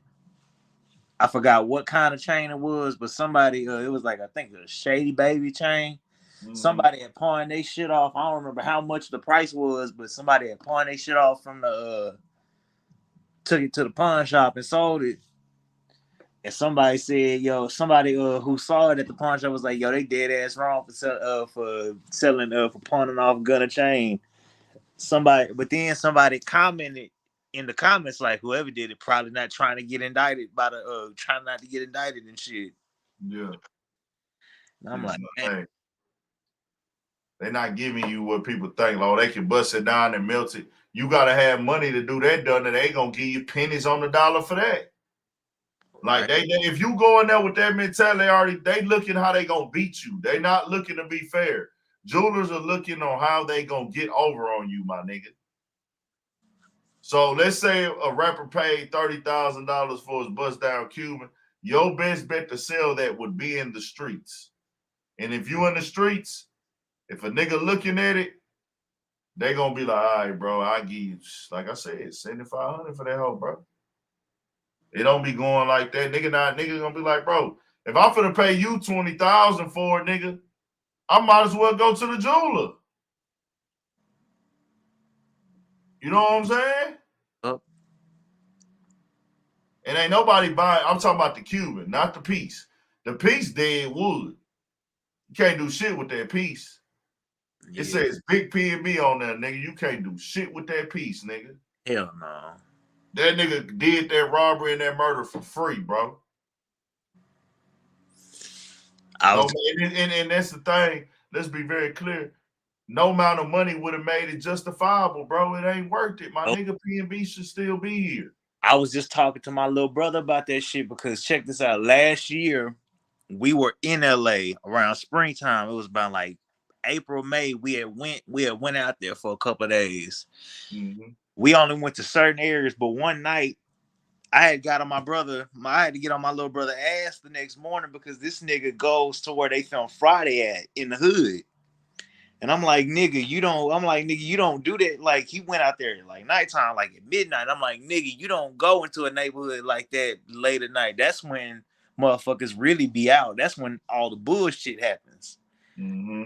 And I'm like, bro, you can't just do that. Like, I had to get on him like, bro, you lucky your ass didn't get killed. Nah, for real. And I'm like, especially through South Central, them streets, hell no, you don't ever want to be caught with some bullshit going on them streets out there. Nah, for real. We only went to the beaches out there. We was off Melrose. We was off the Hollywood Walk. We only went to all the real tourist areas. We just knew. We was just like, all right, we just gonna go to these areas. We ain't gonna fuck around nowhere else. For some reason, my nigga decides, hey, I'm gonna venture off and go here. I'm like, bro, don't do that shit again. Yeah. He a young nigga, so he don't. I'm like, bro, you got to be careful because this not like home. This is you got to be on point. Yeah, you got to be on point in a city like Los Angeles. But you got to be on point anywhere you go, bro. Oh, facts. Especially I stay on point. Even in Houston, I'm on point. Cause you better be, nigga. I guarantee you, there's more robbers than hustlers here. Oh no, for real. Like, I was just thinking about the Duke the Jeweler shit too. Like, motherfucker, like, if you come like to Houston that flashy, somebody is gonna want to see about that. Somebody will. You online with it. You looking around. You in the mix. It's like I tell niggas, bro. Niggas turn it on. Robbers, if that's what they do for a living, they clock in at any time. For real, it's like a job. It's like a real job to them. That's what they do, nigga. Oh, when they see opportunity, be like, oh, it's time to go to work. It's time We going to work. Let me get my mask and I'm keeping my gun on me. Y'all niggas know how many niggas walking around in the Galleria with guns on them? Probably a whole lot of niggas. Exactly. You just wouldn't know. You just don't know, nigga. Like people think like, like bro, like I keep telling people. I keep telling niggas, robbers, killers, hitmen, street, everybody, YouTubers, gamers, everybody look the same nowadays, bro. Right. I was just talking to my pops about this. Like there's robbers on Instagram with their nice haircut, they smile, taking pictures with their families. Mr. 1000, cut your camera on real quick, bro. Let me see you. They robbing niggas. You would not know. Some of these niggas drive Bentleys. Some of these niggas drive Bentleys. Yeah. But they were cut it off, G, Mr. 1000. Some of these niggas drive Benzes, BMWs, and all fly whips. But these niggas, occupation, streetwise, they be sticking niggas up. So, Mr. 1000, man, what's the deal, bro? Where you from, man? So first man, time Dallas, Texas, bro. Salute, man. You know you one of the realest motherfuckers on here, urban politics, bro. You one of the realest, bro. Salute. Salute to you. Shout out to Mr. 1000. What part of Dallas you from, G? Man, the Cliff, baby. Oak Cliff. Oak Cliff, man. I done been down there through Oak Cliff, fucking around and shit, just doing my 1-2 thing, man. Shout out to Oak Cliff. What you want to tap in on, bro? Man, what I want to tap in on, man, is man, them robbers and jackals, man. I understand how everybody, have little things going on, and the security too. The robbers and jackals, man. I understand how, they feel like that they got a place in this world, man. They can just feel like they can just go take anything from people and act like ain't no consequences behind it, man. But my thing is, bro, it's a place for them niggas, man, because the shit ain't cool. Sitting back trying to plot on other niggas and take something from other niggas, man. That's why people barely move how they move, man. And, they got to understand they got family members too, man. And motherfucker take their family out, man. Any nigga that feel like that you can rob and jack and take something from somebody, you better believe, it's going to come back hard on you. So when you try to go get at 2 and 3 niggas, it's going to take 5 from you. And I just never understood why robbing and jacking just so cool. Niggas just feel like they can just go out and take something. I understand, that it's a world of, inevitable, man. But at the same time, even when niggas rapping and shit and, they going out they jewelry, I feel like they gotta have security, bro. And I feel like that when robbers see these niggas out, flousing and bossing and shit, they really put themselves in a fucked up situation. Now, I don't like niggas who get down and shit, man. But at the same time, when you got security, dog, and you're an artist and that, some shit is damn near to happen, I just don't understand why them niggas don't grab their security, dog. Why they put themselves in a situation like that to even get robbed, my nigga. Like, if you know that you going in certain areas, you gotta understand that these motherfuckers ain't playing fair. But the robbers and jackals, though, them niggas. But niggas know that already. Niggas, they know all these niggas know robbers. Every nigga that has been robbed, not all, but most of these niggas, like PnB Rock is a nigga that has been locked up. He's a street nigga from Philly. You know what I'm saying? He know this. He know that nigga. That's why he in LA, because of the problems in Philly. He done been through all the street shit. He know. What I don't understand about PnB, though, what I don't understand about him, though, don't be posting shit and don't be flaunting people and shit. And then when you pull up somewhere, your girl do the location or however the shit came, you still gotta have security, though, dog. I ain't gonna put it on this gal, but I'm saying you still gotta have security. No, see what people are not really understanding. Even I said it the other day, and people don't really understand this, right? You got certain niggas out here, and people just have to take this for what it is. You can blame his girl, you can blame him, location, or whatever. Dog had in his mind, I'm going to live my life free and do what I want to do. Some people think like that and they move like that. PnB already went in the interview and said niggas tried to rob him before out there, but he wasn't going. Right? He said it ain't this. I'll be on that. I'm with that. Like, hey, I ain't going, nigga. I'm with it. As I said before, it be pride and ego. How many niggas do you know who are like, hey, bro, I'm gonna live how I live because of my pride? Look at XXX Tentacion. That nigga was not a street nigga at all. He wasn't gonna give up his shit. He did not give up that bag. True, them niggas killed him. That's the reason he died, because them niggas went and robbed him. But overall, his pride ultimately was part of his demise, right or wrong. Facts. Right. Facts. So that's the same thing with PnB. He know he in LA. He's been tried before. But he said, okay, wait, hold on, wait. So you mean to tell me, and you know, I'm a big nigga. If you follow me, man, you know, I'm a big nigga on security, dog. Like, I the first nigga said this shit. I've been saying this shit 2.5, 3 years. You cannot go to the corner store. You cannot go to the food restaurant. You cannot go shopping if your ass a big artist and you and your ego is bigger than your motherfucking fame. You cannot do that. If you do that, somebody gonna fire your ass up. It don't matter who it is, because a lot of these niggas hungry. And we can't stop these niggas from being hungry, but I just don't like how niggas sit up and plot on niggas and really feel like that's cool. That's why I say, when you ain't got hold on, before you go to that discussion, that's a different discussion. I just want to make it understood. Okay. PnB Rock and some of these other artists y'all are looking at on TV, even after seeing PnB Rock, in their mind, they're not gonna tell you, I'll die over my chain too. They're not gonna tell you that.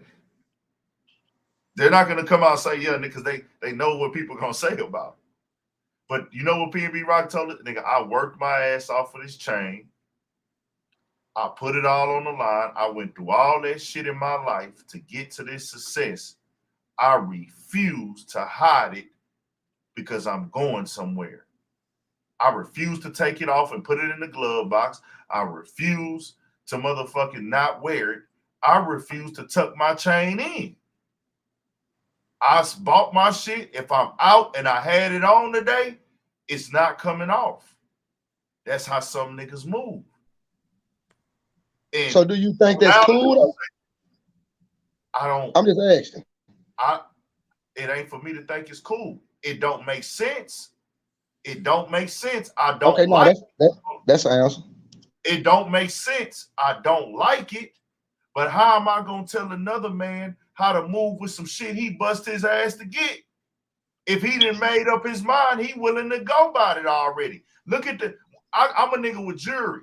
I seen the energy in the interview. When I went back and looked at them interviews, I'm watching this shit. And then I look at the little academics clip. Oh, he one of them.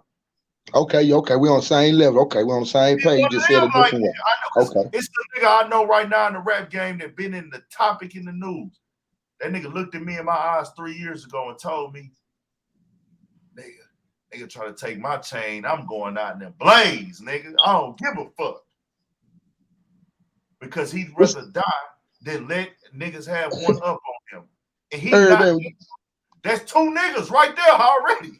Look, you know what? Hold on, listen. I'm gonna let you talk. There's three niggas.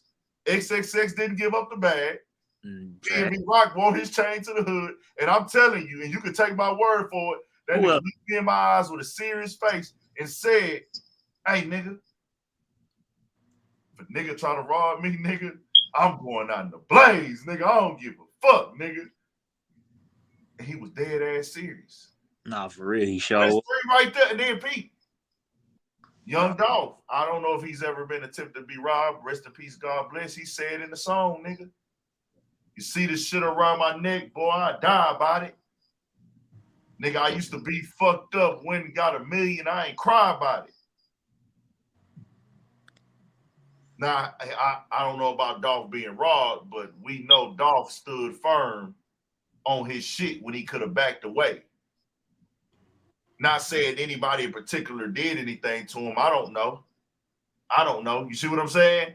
But just to let niggas know, some niggas' pride and they ego and they man and the way they think is like, hey, bro, I'm not gonna live my life in fear every day. I'm not gonna call security every time I go somewhere. I don't care. I know. That's why they dying. Huh? That's why them niggas dying. That's why them niggas don't be making it past 35 or 40. And First of all, they've accepted that. And you know what? And it's a dumbass decision, because if you're gonna go pay 40,000, 60,000 for a fucking chain, when you can go pay 500 to 1,000 for somebody to protect your business and to protect where you at, that got to be the most goofiest shit ever going on. And my thing is, security. You say who? Some niggas can't afford security. Now check this out. I disagree, Urban. Check this out. 40 and 50,000. They would go broke, bro. And then you got to think, bro. Some niggas don't even want to go through the hassle, let alone they budget.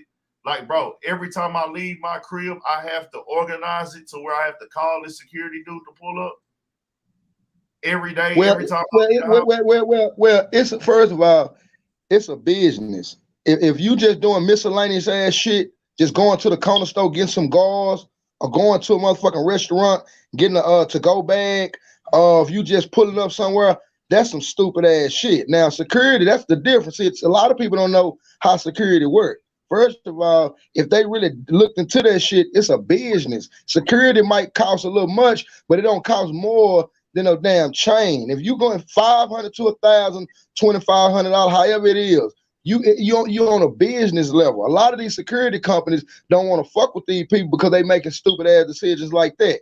Now, if you just sitting around flossing and shit, and you ton the shit, and you high-siding all goddamn day, and you just feel like that you unstoppable and all that, I get what you're saying. But when it comes to dealing with business, and you and your maturity done got up, and your life is right there, and you already know that 9 times out of 10 you can get took away from your family, your kids, over this goddamn necklace and this ring. Sometimes they gotta understand, man, that stupid ass shit is not called for. Now let's take it back right quick. Let's take it back. People high side on Gucci Mane. People high side on Mayweather. People high side on Jay-Z. They high side on 50. Them niggas, regardless of what it is, these niggas make a lot of money on commercials, on TikTok. They make a lot of money. So I'm not gonna say it's not in their budget. No, that high capping and that high side shit is really what they be looking for. And my thing is, hold on, bro. You're naming elite niggas who are getting millions of dollars right now.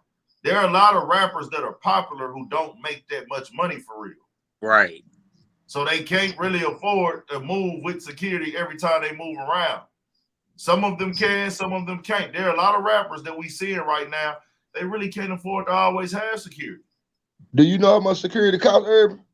How much? It depends, bro. Between, like I said, 500 to 1,000, bro. Okay, if I have to make a run of errands 3 times a day, I mean, if okay, hold on, wait a minute. What errands? I'm gonna put you a scenario. Okay. I gotta move around 3-4 times this week. All right. I'm gonna be moving around all day long, so the security gotta come to my house. And they gotta follow me around all day long. For 4 days this week, how much is that gonna cost me? Probably about 2 bands, 2,500. 2,500. Yeah, for this but they buying, but they using the 2,500, 3,000 on bullshit though. On bullshit.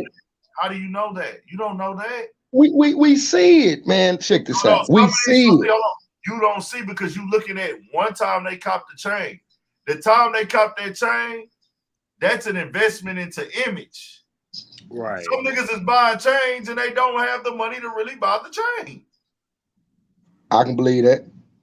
Some niggas buy this chain, and I'm not putting that on PnB Rock. I'm just saying in general. That, like I said, it don't even be a money issue. You keep saying the money, this and this. Some people have it made up, bro. I don't. Why do I gotta hide my shit? If a nigga come get it, he coming to get it. I gotta live with that. Fuck it. Okay. Well, you made a little point. It don't make sense. It's not supposed to make sense. It's culture. The culture don't make sense at times. Because guess what? The same niggas you see flossing and capping and all the shit you were saying, they wouldn't even have a fan base if they didn't do that. Fam, say, you know what though, bro? I'm 41 years old, bro. We have the, I'm gonna tell you something, right? I'm glad you came here. Spread the word. Black people are the most fucked up people on this earth when it comes to tearing down our own. I ain't gonna talk about black on black crime because black on black crime, it happens in all communities. Black on black murder, white on white murder. Murder is not the #1 cause of death in the black community. I want to make that very clear. But our mentality is fucked up because we hate what we love. We don't want to support a broke nigga who can't dress or not flashy. We ain't gonna listen to his music. We ain't gonna listen to the nigga that's gonna tell you go to school, make straight A's and B's and da-da-da-da. We ain't gonna support that nigga. But we gonna support the nigga that talk about drilling, robbing, and killing. But we gonna call that support, that positive nigga lame. And if you've been rapping 5-6 years, your dress code ain't stepped up, your jury ain't stepped up, your career don't elevate. Other rappers ain't gonna want to be seen with you. You just heard what the stupid shit Erica Banks just said. Nah, what she say? Skinny. You got to be skinny. Oh, she said, oh, I gotta have a certain type of girl around me. Hair gotta be done. Can't be overweight, can't be fat, gotta know how to dress. I can't be around no skinny chicks. Erica Banks just said that, my nigga. That's stupid shit, though. That's dumbass, immature. That's how I culture think, and that's how we move, and that's how it's marketed. That's why every girl gets a BBL. People don't even post pictures with the people they really hang with no more. Not because they don't want them to not be public or they don't want them to not be in the limelight. It's like, hey, for this rapper image, I can only post pictures when I'm looking my best. The picture gotta be perfect. The motherfucker I tag, people will talk to a motherfucker every day and never post them on their Instagram because it's like, oh, this nigga not popular enough. He don't got enough clothes. He don't got enough jewelry. And his Instagram ain't turned up enough. So I can't post him. That's how the world is working now. Right. See, I understand the real, and I will never confine myself to that. Oh, I can't post this outfit because I got seen in it before. I can't post these shoes because I got seen in them before.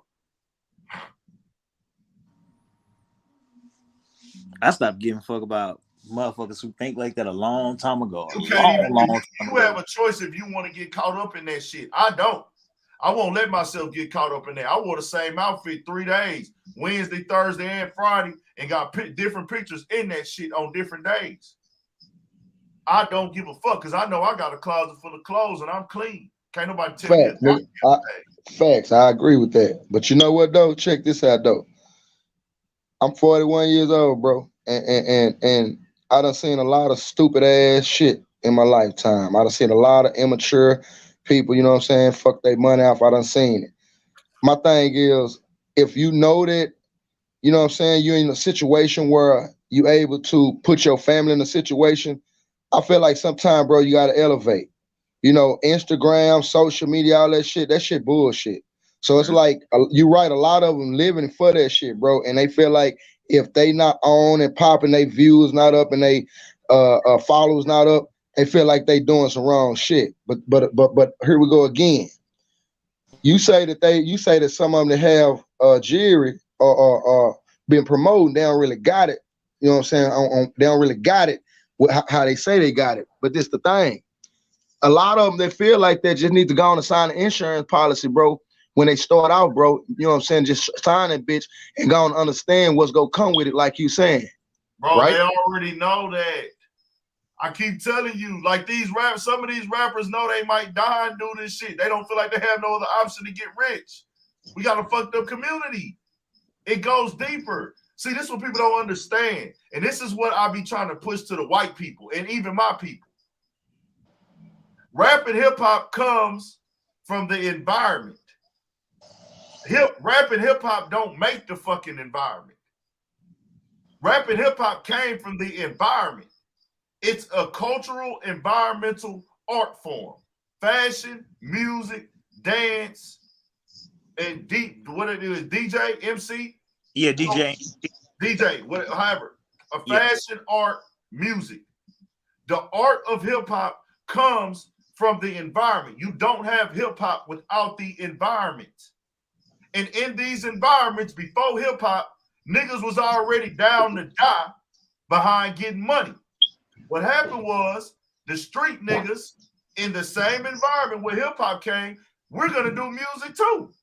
And guess what now, nigga? We're gonna talk about dying and killing and robbing and stealing because this is going on outside before the music come out.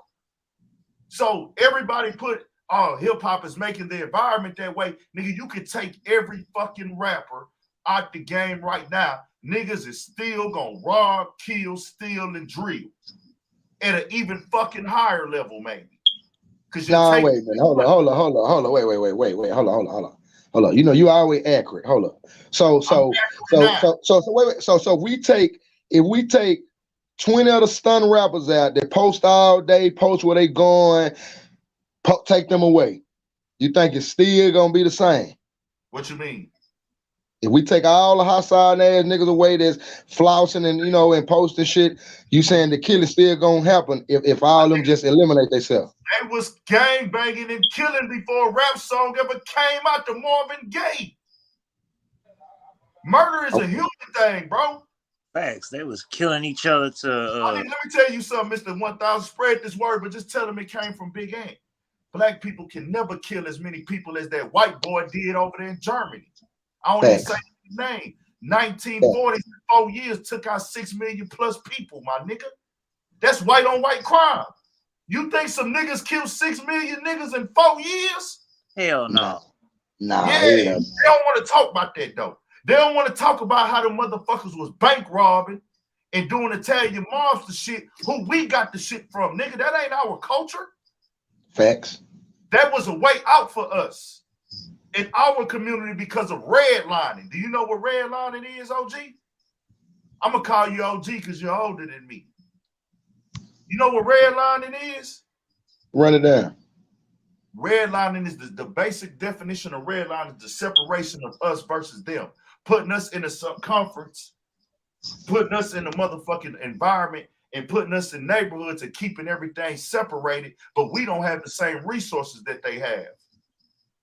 So guess what? We got to fight over the resources that we do have. We already broken mentally, spiritually, physically, coming through the concept of systematic oppression. So we gonna keep all y'all over there together. Y'all missing knowledge, information, and everything else. Then everything in the system is working against y'all by law. So with this redlining effect going on, we see them succeeding with crime, bank robbing, stealing, running numbers, all this other shit. Guess what's gonna happen in our community? Niggas gonna start doing that same shit. They structure affected us. We started doing business with Italians.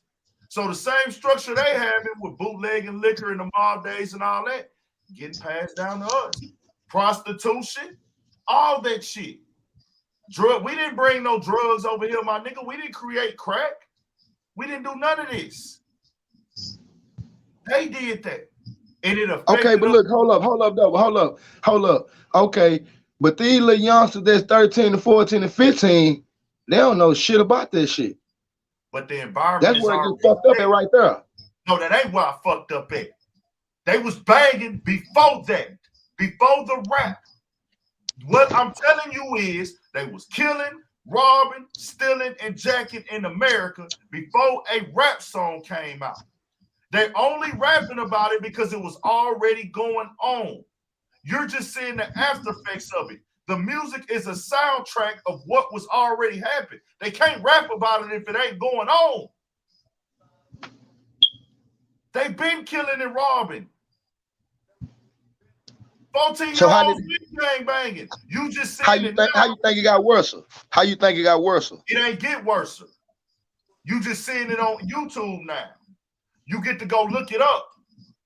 Check the murder rate in the 90s before these niggas. Go look at it. When niggas say morals and codes left, which they did, values left. Look at Houston murder rate in the 90s. Look at Chicago murder rate in the 90s. Thousands of motherfuckers dying every year. It ain't on that number right now. It's fucked up what's going on. I don't want to see it.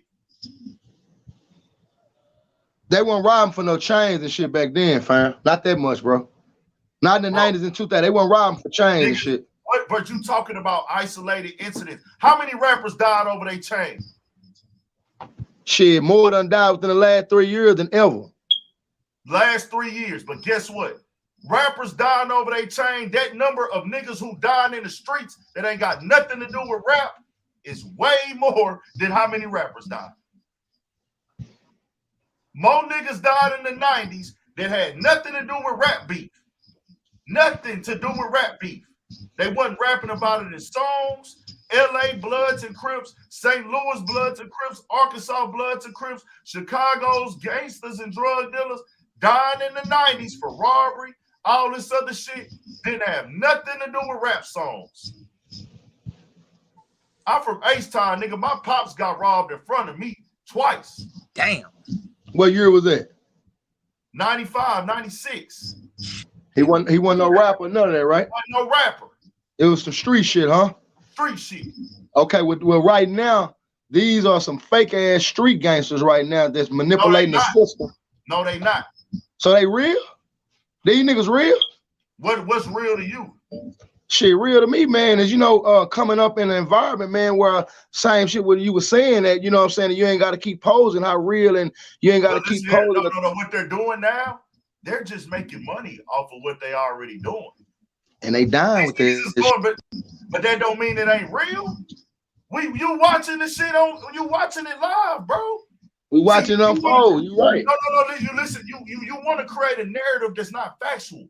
I'm not on here to give you an opinion. I'm telling you what it is. Young Thug case go back before he was a successful rapper.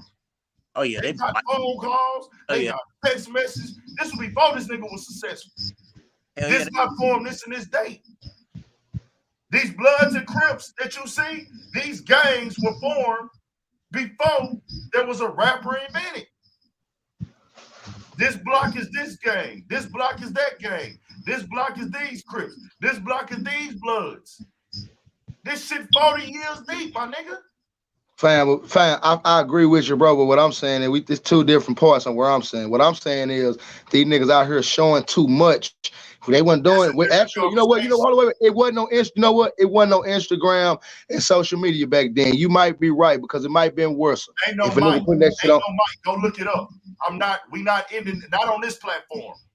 We can state opinions, but when you come with Big Ant, we gonna state facts. Ain't no mic. They killed more in the 90s than they do today in America. That's a fact. Don't forget about all the shit. Think about all the shit that happened back then that didn't get put out on.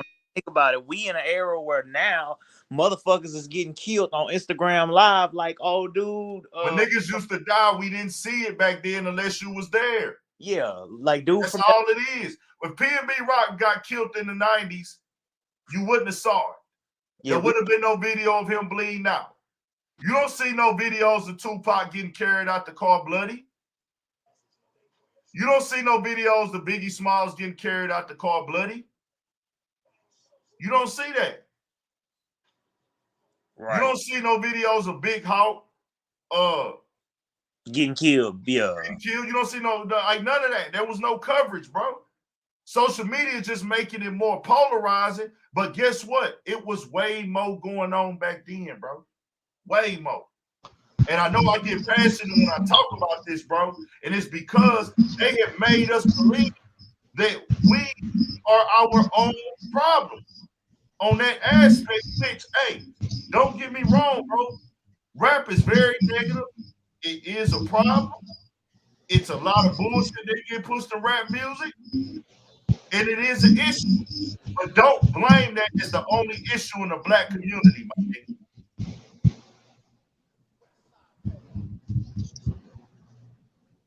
You can see no, go ahead. I'm listening. You can see these niggas crashing out now. You can see a nigga getting online and showing his guns like, bro, this nigga done lost his goddamn mind. But guess what? Wasn't no social media back then for them niggas to do that. I'm pretty sure. You gotta understand, these niggas were 14 and 15 too. If they would have had social media back in the day, they would have been doing the same shit. Nah, bro, hold on, bro. Like you said, you speak facts on your shit. You know what I'm saying? I'm gonna speak facts too. When niggas was back in 14 and 15, the 14 and 15-year-olds wasn't shit like they are now, bro. They want shit like they are now. Nothing. Cause nigga, hold on. Cause nigga were respecting their mamas and their grandmamas and their uncles and shit. See, these little niggas ain't got no fucking respect now. So what you got a point on that? You do got a point on some of these niggas. Hold on. So what you saying is actually facts. What I'm saying is these niggas that's 14, 15, and 16, 18 to 21 is totally different than the 90s. They totally different. See, because first of all, we come up on Face.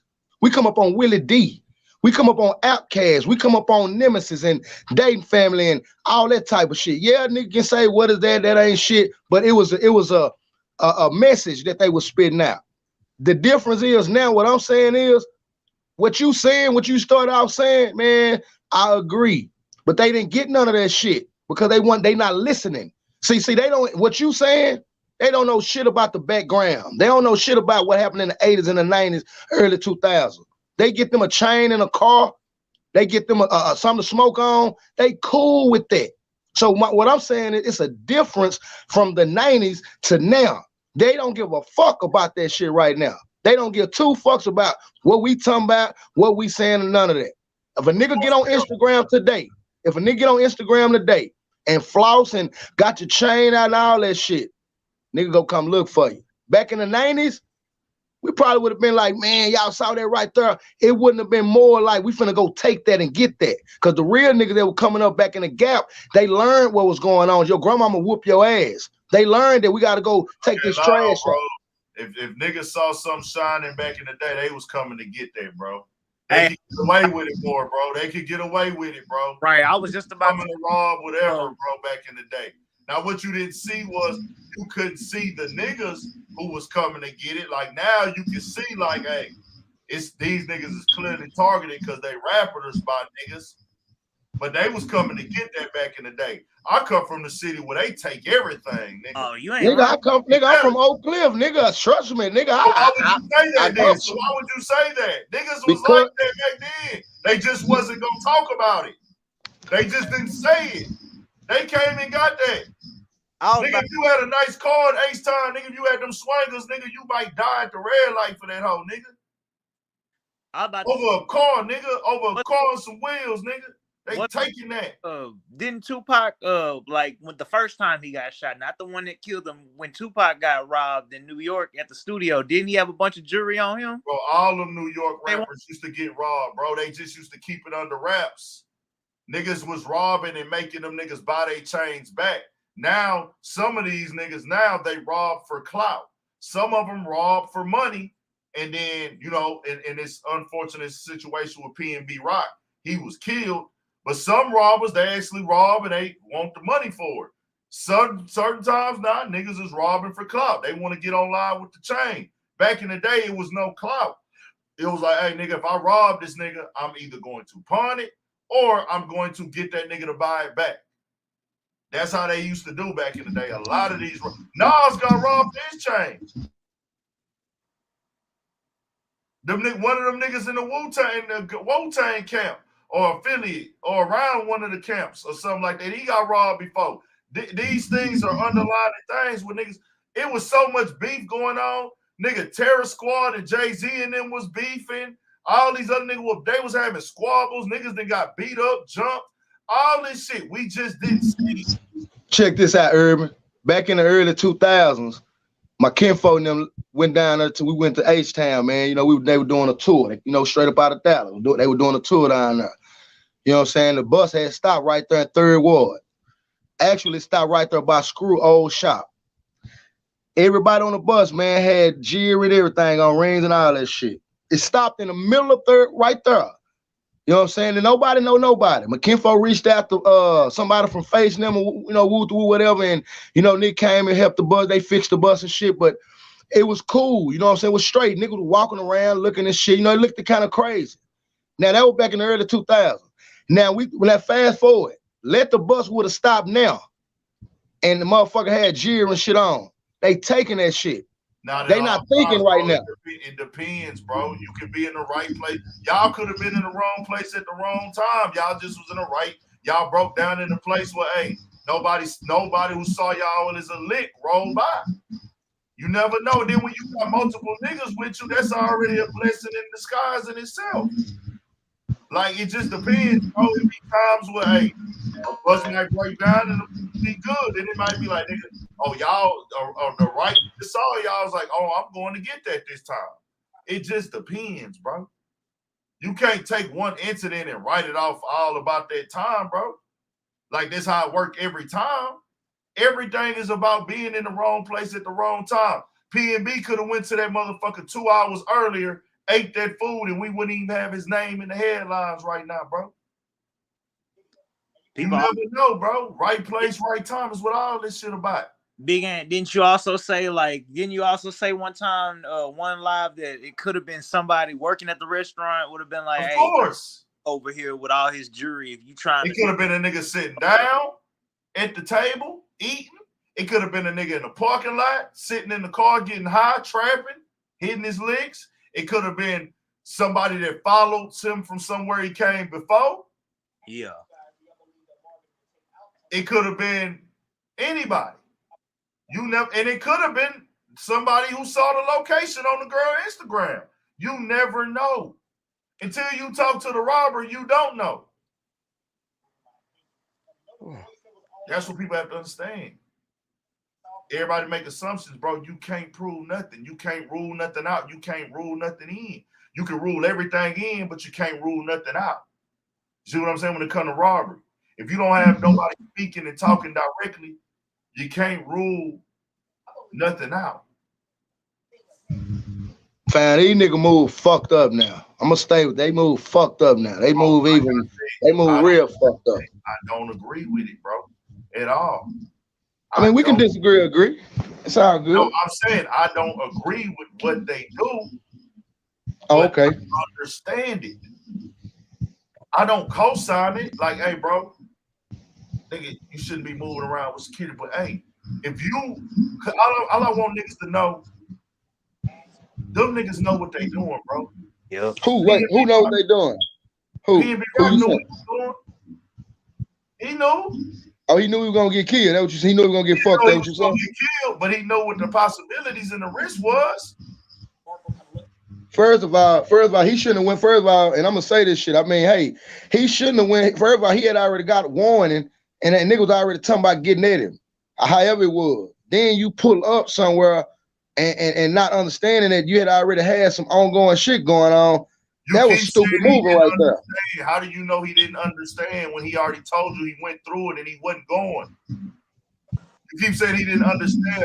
Why is it hard for you to accept that some of these niggas got in their mind they not finna live their life in fear? I keep telling you that. You keep saying understand.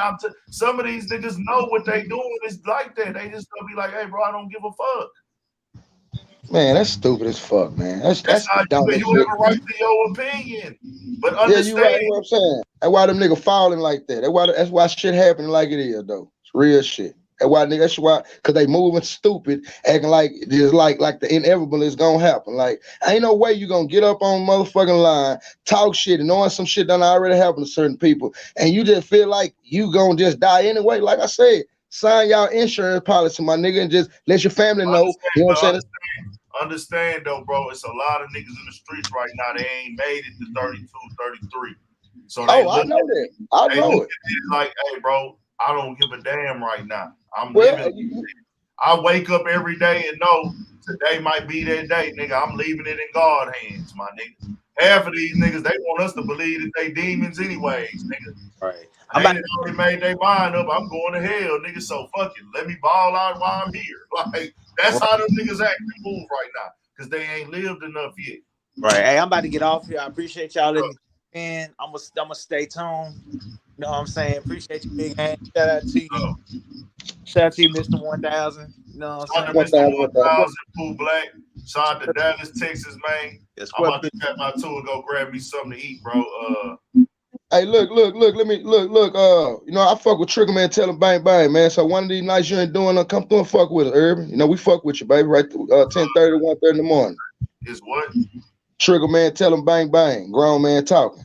What's that? Come check us out, bro. Nigga love to hear your shit, bro. Real That's shit. That's a YouTube. Yeah, YouTube. Trigger Man, tell him bang bang. We on every night. Oh yeah, podcast. Yeah. 10:30 to 1:30. Yeah, I fuck with y'all Studio 56 too. All that. For sure. Yeah, I'll tap in one time with y'all. I'm gonna figure out a night. We'll get it done. 1,000, bro. Appreciate you. Bet. Shout out to everybody tapping in today, man. It was a good conversation. Appreciate all y'all support, man.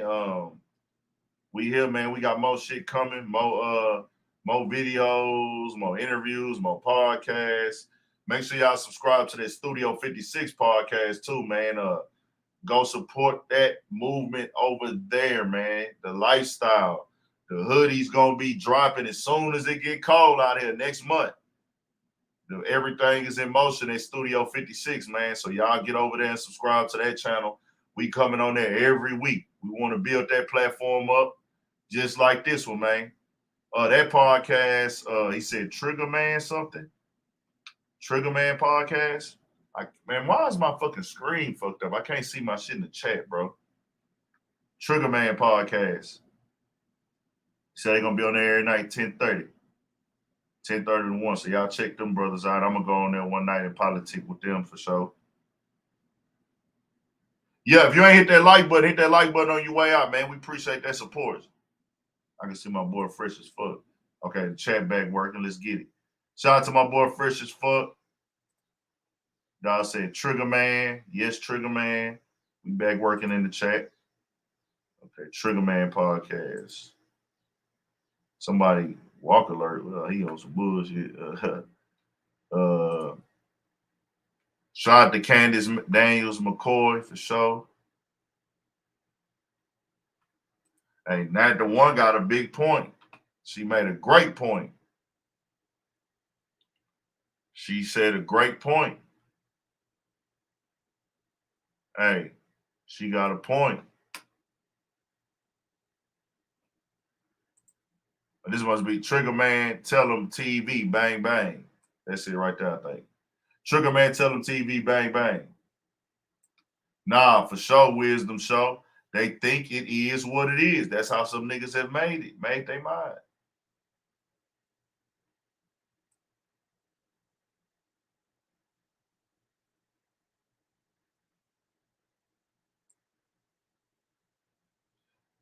So, yeah, man, we tapped in.